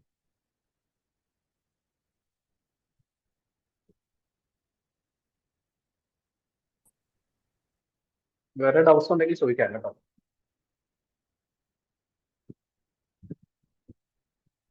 ഒരു പ്രധാനപ്പെട്ട കാര്യം എന്താണെന്ന് വെച്ചാൽ പണ്ടത്തെ പോലെ അല്ല. ഇപ്പൊ UPSC എക്സാമിനും ഭയങ്കര കോമ്പറ്റീഷൻ വന്നിട്ടുണ്ട്. പണ്ട് അങ്ങനെ ആയിരുന്നില്ല. അത് ഓപ്റ്റ് ചെയ്യുന്ന ആൾക്കാർ കുറവായിരുന്നു. ഇപ്പൊ ഈ പ്രൈവറ്റിലെ സാച്ചുറേഷൻ കാര്യങ്ങളും കോമ്പറ്റീഷനും കാര്യങ്ങളൊക്കെ ആണെങ്കിലും ഈ പറഞ്ഞ പോലെ തന്നെ അതുകൊണ്ട് തന്നെ ഇതിനൊരു കുറച്ചൊരു ഒരു എന്താ പറയാ ആൾക്കാർ പ്രിഫറൻസ് കൂടിയിട്ടുണ്ട്. പ്രിഫറൻസ് കൂടുന്ന കോമ്പറ്റീഷൻ കൂടും. അതുകൊണ്ട് ഇങ്ങനെയുള്ള പ്ലാറ്റ്ഫോംസിൽ നമ്മൾ വന്നിട്ട് നമ്മൾ അതിൻ്റെതായ കോച്ചിങ് എടുക്കുന്നത് നല്ലതായിരിക്കും. കുട്ടികളുടെ എഡ്യൂക്കേഷൻ പ്രയോറിറ്റി ഉണ്ടോ? ഡെഫിനറ്റ്ലി. അതായത് നമുക്ക് കുട്ടികളുണ്ടെങ്കിൽ 2 കുട്ടികൾ വരെ ഒരു വർഷം നമുക്ക് 30,000 വരെ നമുക്ക് ഫീസ് നമുക്ക് റീഇംബേഴ്സ് ചെയ്ത് കിട്ടും. 2 കുട്ടികൾക്ക് വരെ അങ്ങനെ നമുക്ക് ബെനിഫിറ്റ്സ് കിട്ടും. മാത്രമല്ല നമുക്ക് ഇപ്പോൾ സെൻട്രൽ ഗവൺമെന്റിൽ വർക്ക് ചെയ്യുന്നതാണെങ്കിൽ നമുക്ക് അടുത്തുള്ള കേന്ദ്രീയ വിദ്യാലയങ്ങളിൽ നമുക്കൊരു പ്രിഫറൻസ് കിട്ടും. കുട്ടികൾക്ക് അഡ്മിഷൻ കിട്ടാനുള്ള പ്രിഫറൻസ് നമുക്ക് ഒരു പ്രയോറിറ്റി കിട്ടും. അപ്പൊ എങ്ങനെയൊക്കെ വെച്ച് നോക്കിയാലും നമുക്ക് ഇപ്പൊ പ്രൈവറ്റിൽ ഇപ്പൊ 3 ലക്ഷം രൂപയായിരിക്കും കിട്ടുക. അത് ആ പ്രൈവറ്റിൽ 3 ലക്ഷം ഉണ്ടെങ്കിൽ നിങ്ങൾ 3 സ്ഥലത്ത് കട്ട പണി എടുക്കേണ്ടി വരും. പക്ഷെ നിങ്ങൾ അതേ സമയത്ത് സെൻട്രൽ ഗവൺമെന്റ് ഹെൽത്ത് സർവീസിലാണെങ്കിൽ നമുക്ക് ഇങ്ങനത്തെ ഒരുപാട് ബെനിഫിറ്റ്സ് ഉണ്ട്. ഇനി ബെനിഫിറ്റ്സ് ഉള്ളത് കൊണ്ട് നമുക്ക് കുറെയൊക്കെ തട്ടിമുട്ടി ഏകദേശം അതേ രീതിയിൽ പോകാൻ പറ്റും. പിന്നെ ഒരുപാട് അലവൻസ് ഉണ്ട്. അതായത് ഇപ്പോൾ സ്പെക്ടക്കിൾ അലവൻസ് പറഞ്ഞിട്ടുണ്ട്. ഒരു 1200 രൂപ 3 വർഷത്തേക്ക് കിട്ടും. പിന്നെ അതുപോലെ ടെലിഫോൺ ബില്ല് അലവൻസ് ഉണ്ട്. പോസ്റ്റ് പെയ്ഡ് കണക്ഷൻ ആണെങ്കിൽ ഒരു മാസത്തേക്ക് 712 രൂപ അലവൻസ് കിട്ടും. ഞാൻ നേരത്തെ പറഞ്ഞ ന്യൂസ് പേപ്പർ അലവൻസ് ഉണ്ട്. പിന്നെ സൂട്ട് കേസ് അലവൻസ് ഉണ്ട്. ജോയിൻ ചെയ്യുമ്പോൾ തന്നെ നമുക്ക് വേണമെങ്കിൽ 5000 രൂപയ്ക്ക് നമുക്ക് സൂട്ട് കേസ് മേടിക്കാം. അതിന്റെ ബില്ല് സബ്മിറ്റ് ചെയ്താൽ UPSC CMS ക്വസ്റ്റ്യൻ ബാങ്ക് ഉണ്ടാകും. അതാണ് ഞാൻ പറഞ്ഞത്. അതായത് നമ്മുടെ പ്രസാദ് പബ്ലിക്കേഷൻസ് കൊണ്ടൊരു ബുക്ക് ഉണ്ട്. ആ ബുക്കിൽ ഈ പറഞ്ഞ പോലെ ക്വസ്റ്റ്യൻ ബാങ്ക് ആണ്. UPSC CMS ക്വസ്റ്റ്യൻ ബാങ്ക് ആണ്. പിന്നെ മെന്റർ പോലെയുള്ള പ്ലാറ്റ്ഫോംസ് നമ്മൾ ഈ പറഞ്ഞ പോലെ ഇപ്പൊ കോച്ചിങ് കാര്യങ്ങൾ തുടങ്ങാൻ പ്ലാൻ ചെയ്യുന്നുണ്ട്. അപ്പോൾ അതിന്റെ കൂടുതൽ കാര്യങ്ങൾ ഡോക്ടർ അനീസ്, മെന്ററിന്റെ CEO അനീസ് നമ്മളോട് പറയുന്നത്. എങ്ങനെയൊക്കെ നോക്കിയാലും നമുക്ക് പല രീതിയിലും നമുക്ക് നല്ല ബെനിഫിറ്റ് ആണ്. ഇതിനെക്കുറിച്ച് അറിഞ്ഞാൽ സത്യം പറഞ്ഞാൽ ആൾക്കാർ കൂടുതൽ ഇങ്ങോട്ടേക്ക് വരും. അങ്ങനെ ഒരു സംഭവമുണ്ട്. പിന്നെ കേരളത്തിൽ കിട്ടാനുള്ള സാധ്യത വളരെ കുറച്ച് കുറവാണ്. കാരണം വെച്ചാൽ കേരളത്തിൽ ഒന്നാമത് വേക്കൻസീസ് ഒക്കെ ഇല്ല, ഹോസ്പിറ്റൽസ് കുറവാണ്. ഇപ്പൊ ESI നോക്കുവാണെങ്കിൽ തന്നെ ESIക്ക് തമിഴ്നാട്ടിൽ 10-14 ഹോസ്പിറ്റൽ ഉണ്ട്. പക്ഷേ നമ്മുടെ കേരളത്തിൽ ആകെ 3 ഹോസ്പിറ്റൽ. അപ്പൊ അങ്ങനെ വരുമ്പോൾ കേരളത്തിൽ കിട്ടാൻ ഉള്ളൊരു ചാൻസ് കുറവാണ്. പ്രസാദ് കോമൻസ് ഗൈഡാണെന്ന് വെച്ചാൽ അതൊരു ക്വസ്റ്റ്യൻ ബാങ്ക് ആണ്. അപ്പൊ അതിനകത്ത് ക്വസ്റ്റ്യൻസ് ഈ പറഞ്ഞ പോലെ റിപ്പീറ്റ് ആയിട്ട് ക്വസ്റ്റ്യൻസ് വരുന്നുണ്ട്. അപ്പൊ നമുക്ക് ഏകദേശം ഒരു ഐഡിയ കിട്ടും ഏതൊക്കെ ക്വസ്റ്റ്യൻസ് ഏതൊക്കെ ഏരിയ എന്നാണ് വരുന്നത് എന്നുള്ളതിനെ ഐഡിയ കിട്ടും. പ്രൈവറ്റ് പ്രാക്ടീസ് പറ്റില്ല. കാരണം എന്ന് വെച്ചാൽ നോർമൽ സെച്ച് പറ്റില്ല. കാരണം നമുക്ക് നോൺ പ്രാക്ടീസ് അലവൻസ് വരെ നല്ലൊരു എമൗണ്ട് മാസം കിട്ടുന്നുണ്ട്. അതുകൊണ്ട് private practice it's not possible. Transfer ഉണ്ട്. എല്ലാ വർഷവും മാനുവൽ ട്രാൻസ്ഫർ പോളിസി ഉണ്ട്. നമുക്ക് ഓൺലൈൻ ആയിട്ടാണ് ട്രാൻസ്ഫർ ഒക്കെ അപ്ലൈ ചെയ്യാൻ പറ്റും. പക്ഷേ നമ്മളിപ്പോൾ ഒരു സ്റ്റേഷനിൽ എത്തിക്കഴിഞ്ഞാൽ അവിടെ നിന്ന് ഒരു 3 വർഷം കഴിഞ്ഞാൽ മാത്രമേ ഉള്ളൂ നമ്മളെ പരിഗണിക്കത്തുള്ളൂ മിക്കവാറും ട്രാൻസ്ഫർ. അല്ലെങ്കിൽ പിന്നെ എക്സ്ട്രാ ഓർഡിനറി എന്തെങ്കിലുമൊക്കെ ക്രൈറ്റീരിയ കാര്യങ്ങൾ അങ്ങനെ എന്തെങ്കിലും ഉണ്ടെങ്കിൽ മാത്രമേ ഉള്ളൂ നമുക്ക് കിട്ടത്തുള്ളൂ. 3 വർഷം കഴിഞ്ഞാൽ നമുക്ക് ഏത് സ്റ്റേഷനിലും നമുക്ക് ട്രാൻസ്ഫർ അപ്ലൈ ചെയ്യാം. എല്ലാ വർഷവും അപ്ലൈ ചെയ്യാം. പക്ഷേ കിട്ടാൻ സാധ്യത വളരെ കുറവാണ്. 3 വർഷം ഒരു സ്റ്റേഷനിൽ ഇരുന്ന് കഴിഞ്ഞാൽ പിന്നെ നമ്മൾ ആക്ച്വലി എലിജിബിൾ ആണ് അക്കൗണ്ടിംഗ് നോട്ട്സ്. 3 വർഷം കഴിയുമ്പോൾ നമുക്ക് എങ്ങോട്ടെങ്കിലൊക്കെ മാറാം. 3 ഇയർ ആണ് നമ്മുടെ ഇത്. പിന്നെ അതുപോലെ തന്നെ 10 വർഷം കഴിഞ്ഞാൽ നമ്മൾ ഓട്ടോമാറ്റിക് നമ്മൾ ആ സ്റ്റേഷൻ നോക്കാം. കേരള PSC ഒരു UPSC വിച്ച് ഇസ് ബെറ്റർ എന്ന് വെച്ചാൽ ഞാൻ പറയാം സെൻട്രൽ ഗവൺമെന്റ് ഹെൽത്ത് സർവീസ് ആയിരിക്കും. കാരണം കേരള PSCയിൽ ഇതിനേക്കാളും ഇൻ ഹാൻഡ് കിട്ടുന്ന സാലറി കൂടുതലാണ്, കൂടുതൽ ബെനിഫിറ്റ്സ് ഉണ്ട്. പക്ഷേ ഒന്നും കേരള PSC ആയിരിക്കും. പിന്നെ വേറെ കാര്യം കേരള PSC കേരളത്തിൽ മാത്രമേ കിട്ടത്തുള്ളൂ, കേരളത്തിൽ നിൽക്കാൻ പറ്റും. ഇതാണെങ്കിൽ പറ്റുന്നത്. പിന്നെ വേറെ പ്രധാനപ്പെട്ട അഡ്വാൻറ്റേജ് എന്ന് വെച്ചാൽ നിങ്ങളിപ്പോൾ PG കഴിഞ്ഞു, നിങ്ങൾ ഇപ്പോൾ CMS എഴുതിയിട്ട് എൻട്രി ലെവൽ കേരള കയറി. ഇപ്പോൾ ESIയിൽ നിങ്ങൾ അയ്യുമായിട്ട് കയറി. ESI തന്നെ മെഡിക്കൽ കോളേജുകളിൽ നിങ്ങൾക്ക് വേണമെങ്കിൽ സ്പെഷ്യലിസ്റ്റ് വേക്കൻസി അല്ലെങ്കിൽ അസിസ്റ്റന്റ് പ്രൊഫസർ വേക്കൻസി വരുവാണെങ്കിൽ നമുക്ക് അപ്ലൈ ചെയ്യാം. അപ്ലൈ ചെയ്യുമ്പോൾ നമുക്കൊരു പ്രിഫറൻസ് ഉണ്ടാവും. ഓൾറെഡി ഈ സർവീസിലുള്ള ആൾക്കാർക്ക് പുറത്തുനിന്നുള്ള ആൾക്കാരെക്കാളും പ്രിഫറൻസ് കിട്ടും. അപ്പോൾ നമ്മളൊരു എൻട്രി ലെവലിൽ ഇവിടെ കയറുവാണെങ്കിൽ പോലും നമുക്ക് ഇപ്പോൾ മെഡിക്കൽ കോളേജുകളിലേക്ക് സെൻട്രൽ ഗവൺമെന്റ് ഇൻസ്റ്റിറ്റ്യൂട്ട്സിലേക്ക് നമുക്കൊരു പ്രിഫറൻസ് കിട്ടും. അപ്പോയിന്റ്മെന്റ് സാലറി കൂടുമെന്ന് വെച്ചാൽ ഇപ്പോൾ നമ്മുടെ എൻട്രി ലെവൽ സാലറി 56,100 ആണ്. 56,100 നമ്മുടെ എൻട്രി ലെവൽ ബേസിക് സാലറി. അത് ഓരോ വർഷം കൂടും. ഒരു 1000 അല്ലെങ്കിൽ 2200 വെച്ചിട്ട് എല്ലാ വർഷവും ഇൻക്രിമെന്റ് ഉണ്ടാവും. ESI പറയുന്നത് ഏതൊക്കെ PG, അതായത് നമ്മുടെ ESI കോർപ്പറേഷൻ ബെനിഫിറ്റ് ഉള്ള PGs എല്ലാം എടുക്കാം. അതായത് ഫോർ എക്സാമ്പിൾ ESI ഹോസ്പിറ്റലിൽ നമുക്ക് ഇപ്പൊ ഞാൻ വർക്ക് ചെയ്യുന്ന ഹോസ്പിറ്റലാണെങ്കിൽ പറഞ്ഞ പോലെ medicine, surgery, gynaec, ortho, casualty ഇതെല്ലാം ഡിപ്പാർട്ട്മെന്റ്സ് ഉണ്ട്. അപ്പോൾ എല്ലാ ഹോസ്പിറ്റലിലും ഇത്രയും ഡിപ്പാർട്ട്മെന്റ്സിന്റെ ഒക്കെ ആവശ്യമുണ്ട്. അപ്പോൾ അങ്ങനത്തെ ഡിപ്പാർട്ട്മെന്റിൽ PG എടുക്കുവാണെങ്കിൽ നമുക്ക് ESA നമ്മൾ സ്പോൺസർ ചെയ്യും. സൈക്കാട്രി നാം വിട്ടുപോയി, സൈക്കാട്രി, ഡെർമറ്റ്, റേഡിയോളജി എല്ലാ ഡിപ്പാർട്ട്മെന്റ്സും ഉണ്ട് ESA ഹോസ്പിറ്റൽസിൽ. ചില ഹോസ്പിറ്റൽസിൽ ഓൺകോളജി വരെയാണ്. ഓക്കെ, സർജിക്കൽ ഓൺകോളജി വരെ ഉള്ള ഹോസ്പിറ്റൽസ് ഉണ്ട്. പ്രൊമോഷൻ 3 വർഷം 4 വർഷം കൂടുമ്പോഴാണ് സാധാരണ രീതിയിൽ പ്രൊമോഷൻ വരിക. ഗ്രേഡ് 1 ഗ്രേഡ് 2 ആവും, പിന്നെ CMO ആവും. അങ്ങനെ 4 വർഷം കൂടുമ്പോഴാണ് പ്രൊമോഷൻ വരിക. ഏജ് ലിമിറ്റ് ഞാൻ നേരത്തെ പറഞ്ഞല്ലോ, 32 എന്നാണ് ഇപ്പൊ നമ്മുടെ നിലവിലെ അറിവ്. നമ്മൾ UPSC CMSന്റെ നോട്ടിഫിക്കേഷൻ വരെ നമുക്ക് കറക്റ്റ് അറിയാൻ പറ്റും. ഏകദേശം മാർച്ച് 11-നാണ് നോട്ടിഫിക്കേഷൻ വരിക. നോട്ടിഫിക്കേഷനിലുള്ള പോലെ ആയിരിക്കും കറക്റ്റ് വരിക. അതായത് ഞാനിത് പറയാൻ കാരണം എന്താണെന്ന് വെച്ചാൽ UPSCയിലെ ഏജ് ലിമിറ്റ് പറയുന്നത് 32-ഉം ESIയിൽ അവർ പറയുന്ന ഏജ് ലിമിറ്റ് 35 ആണ്. അപ്പൊ അതിനൊരു ക്ലാരിറ്റി വരണമെങ്കിൽ ഈ പറഞ്ഞ ഇത്തവണത്തെ എക്സാം വരണം. കാരണം ഇത്തവണ ഒരുപാട് ചേഞ്ചസ് ഉണ്ട്. അതായത് പണ്ട് ESIക്ക് സെപ്പറേറ്റ് എക്സാം ഉണ്ടായിരുന്നു, UPSCക്ക് സെപ്പറേറ്റ് എക്സാം ഉണ്ടായിരുന്നു. ഇപ്പൊ ESIയിൽ ഇപ്പൊ എല്ലാം ഒരു കുടക്കീഴിലാണ്, UPSC കീഴിലാണ്. എല്ലാ കേഡറും ഒരേപോലെയാണ് സത്യം പറഞ്ഞത്. എല്ലാ കേഡറിലും ഏകദേശം പേ എല്ലാം ലെവൽ 10, നമ്മുടെ എൻട്രി ലെവൽ പേ എന്ന് വെച്ചാൽ ലെവൽ 10 ആണ്. 56,100 മുതൽ 1.7 ആണ് നമ്മുടെ എൻട്രി പേ. ലെവൽ 10 പേ ബാൻഡ് ആണ്. ഗ്രൂപ്പ് A ഓഫീസർ ആണ് ഇവിടെ നമ്മൾ ഏത് കേഡറിൽ ജോലി ചെയ്താൽ.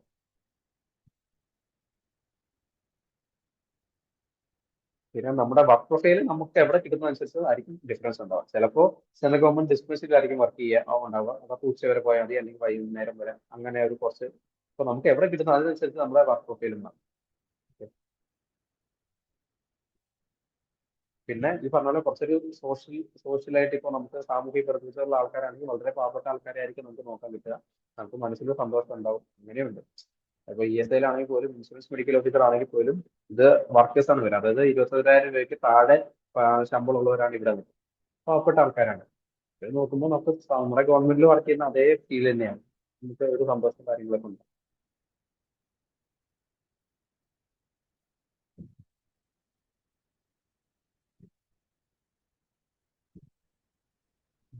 എന്തെങ്കിലും ക്വസ്റ്റ്യൻസ് ഉണ്ടെങ്കിൽ ചോദിക്കാം. ഫർദർ ക്വസ്റ്റ്യൻസ് എന്തെങ്കിലും ഉണ്ടോ? നിങ്ങൾക്ക് എന്ത് ഡൗട്ട്സ് ഉണ്ടെങ്കിലും നമുക്ക് നമ്മുടെ മെന്റർ പ്ലാറ്റ്ഫോം വഴി ചോദിക്കാം. അവരുടെ മാനേജർ അവരുമായിട്ട് നമുക്ക് ഈ പറഞ്ഞ പോലെ തന്നെ കോൺടാക്ട് ചെയ്യാം. ഡൗട്ട്സും കാര്യങ്ങളൊക്കെ ക്ലിയർ ചെയ്തിട്ടുണ്ടായിരിക്കും. MLC ഇഷ്യൂസ് കൂടുതൽ, MLCs കുറവാണ്. നമ്മുടെ കേരളത്തിലുള്ള MLCs കുറവാണ്. അപ്പൊ നമ്മൾ എവിടെ വർക്ക് ചെയ്താലും MLC ഇഷ്യൂസ് ഉണ്ടല്ലോ. പക്ഷെ കേരളത്തിലെ ഇപ്പോഴത്തെ ഒരു രാഷ്ട്രീയ സാമൂഹിക സാഹചര്യം വെച്ച് നോക്കുവാണെങ്കിൽ ഇവിടെ ആ ഒരു ഇഷ്യൂസ് കുറവാണ്. കാരണം ഇവിടുന്ന് പറ്റാത്ത കേസൊക്കെ നമ്മൾ റെഫർ ചെയ്ത് വിടും. ഓക്കെ, ഹയർ ഇൻസ്റ്റിറ്റ്യൂട്ടിലേക്ക് നമ്മൾ റെഫർ സിസ്റ്റം എല്ലാം നമ്മുടെ കേരളത്തിലുള്ള റെഫർ സിസ്റ്റം ഇവിടെയുണ്ട്. Dispensary, central secondary hospital, medical colleges, super speciality, അങ്ങനെ ആ ഒരു റെഫർ സിസ്റ്റം ഉണ്ട്. അപ്പൊ ഇവിടെ നമുക്ക് നമ്മളെ കൊണ്ട് കൂടാൻ പറ്റാത്ത കാര്യമാണ്, ഹോസ്പിറ്റലിൽ കൂട്ടാൻ പറ്റാത്ത കാര്യമാണെങ്കിൽ അടുത്ത നെക്സ്റ്റ് ലെവലിലേക്ക് റെഫർ ചെയ്ത് വരും. അത് പേഷ്യന്റ് സ്വന്തം ചെലവിൽ പോകണ്ട, ഇവിടെ തന്നെ ആംബുലൻസിൽ റെഫർ ചെയ്യും. അതുകൊണ്ട് അങ്ങനെയുള്ള MLC ഇഷ്യൂസ് വളരെ കുറവാണ്. കുഴപ്പമില്ല.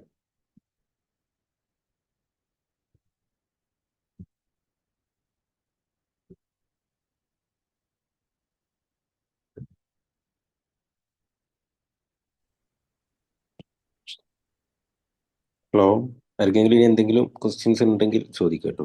ഒരുവിധം ക്വസ്റ്റ്യൻസ് എല്ലാവരും ചോദിച്ചെന്ന് വിചാരിക്കുന്നു.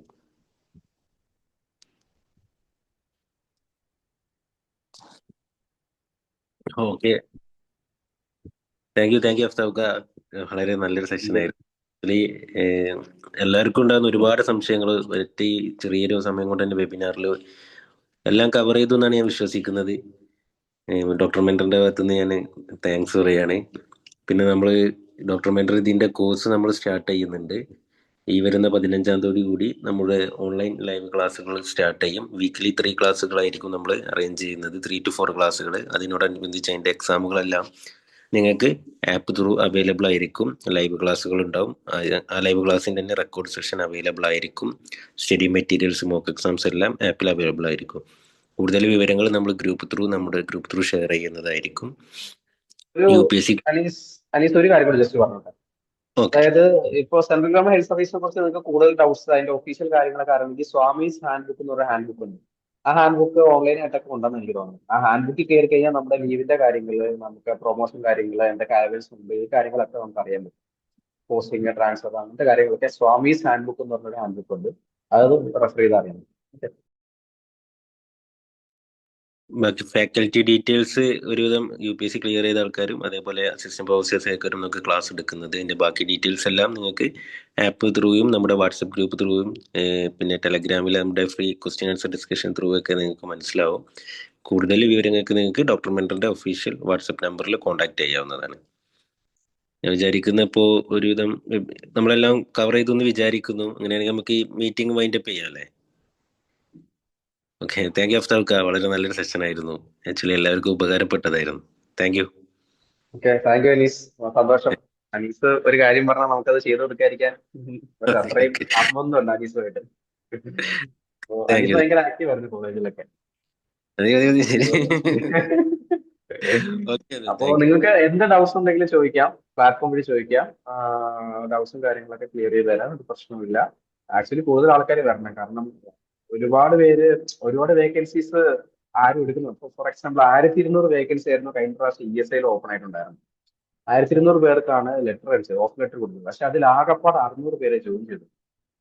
ഓക്കെ, ആ 600 പേരിൽ മാത്രമേ ജോയിൻ ചെയ്തുള്ളൂ. അപ്പൊ അത്രയും വേക്കൻസി വീണ്ടും ബാക്കി കിടക്കുകയാണ്. അപ്പൊ എന്തായാലും വേക്കൻസി ഒരു 1000 നമുക്ക് മിനിമം എക്സ്പെക്ട് ചെയ്യാൻ പറ്റും. ഇപ്പൊ ചാൻസ് വളരെ ഹൈ ചാൻസ് ആണ് കിട്ടുക എന്നുള്ളത്. പക്ഷെ പ്രിപ്പയർ ചെയ്യണം, എക്സാമിന് പ്രിപ്പയർ ചെയ്യണം, ഇന്റർവ്യൂവിന് പ്രിപ്പയർ ചെയ്യണം. പക്ഷെ നീറ്റ് പോലെ അത്ര ഡിഫിക്കൽട്ട് അല്ല. പക്ഷെ ഗവൺമെന്റ് സർവീസ് ഇഷ്ടപ്പെടുന്നവർക്ക് വളരെ നല്ലതാണ്. മനസ്സിലായില്ലേ? പിന്നെ ഭയങ്കര അടിച്ചുപൊളി പ്രൈവറ്റ് പോലെ ഭയങ്കര ഹൈഫൈ ഇങ്ങനെയൊന്നും പ്രതീക്ഷിക്കരുത്. പക്ഷെ എന്നാലും ഒരു പ്രൈവറ്റ് കോർപ്പറേറ്റ് സെറ്റപ്പിൽ വർക്ക് ചെയ്യുന്ന പോലെ ഏകദേശം നമുക്ക് വർക്ക് ചെയ്യാൻ പറ്റും. Okay, thank you so much. Thank you for your patient listening. Doubts ഉണ്ടെങ്കിൽ ആയിട്ട് ബന്ധപ്പെട്ട് നമുക്ക് ഡൗട്ട്സ് ക്ലിയർ ചെയ്യാം. ആനീസിന് thank you so much. Okay, എല്ലാവർക്കും good night. Thank you. Thank you. Thank U.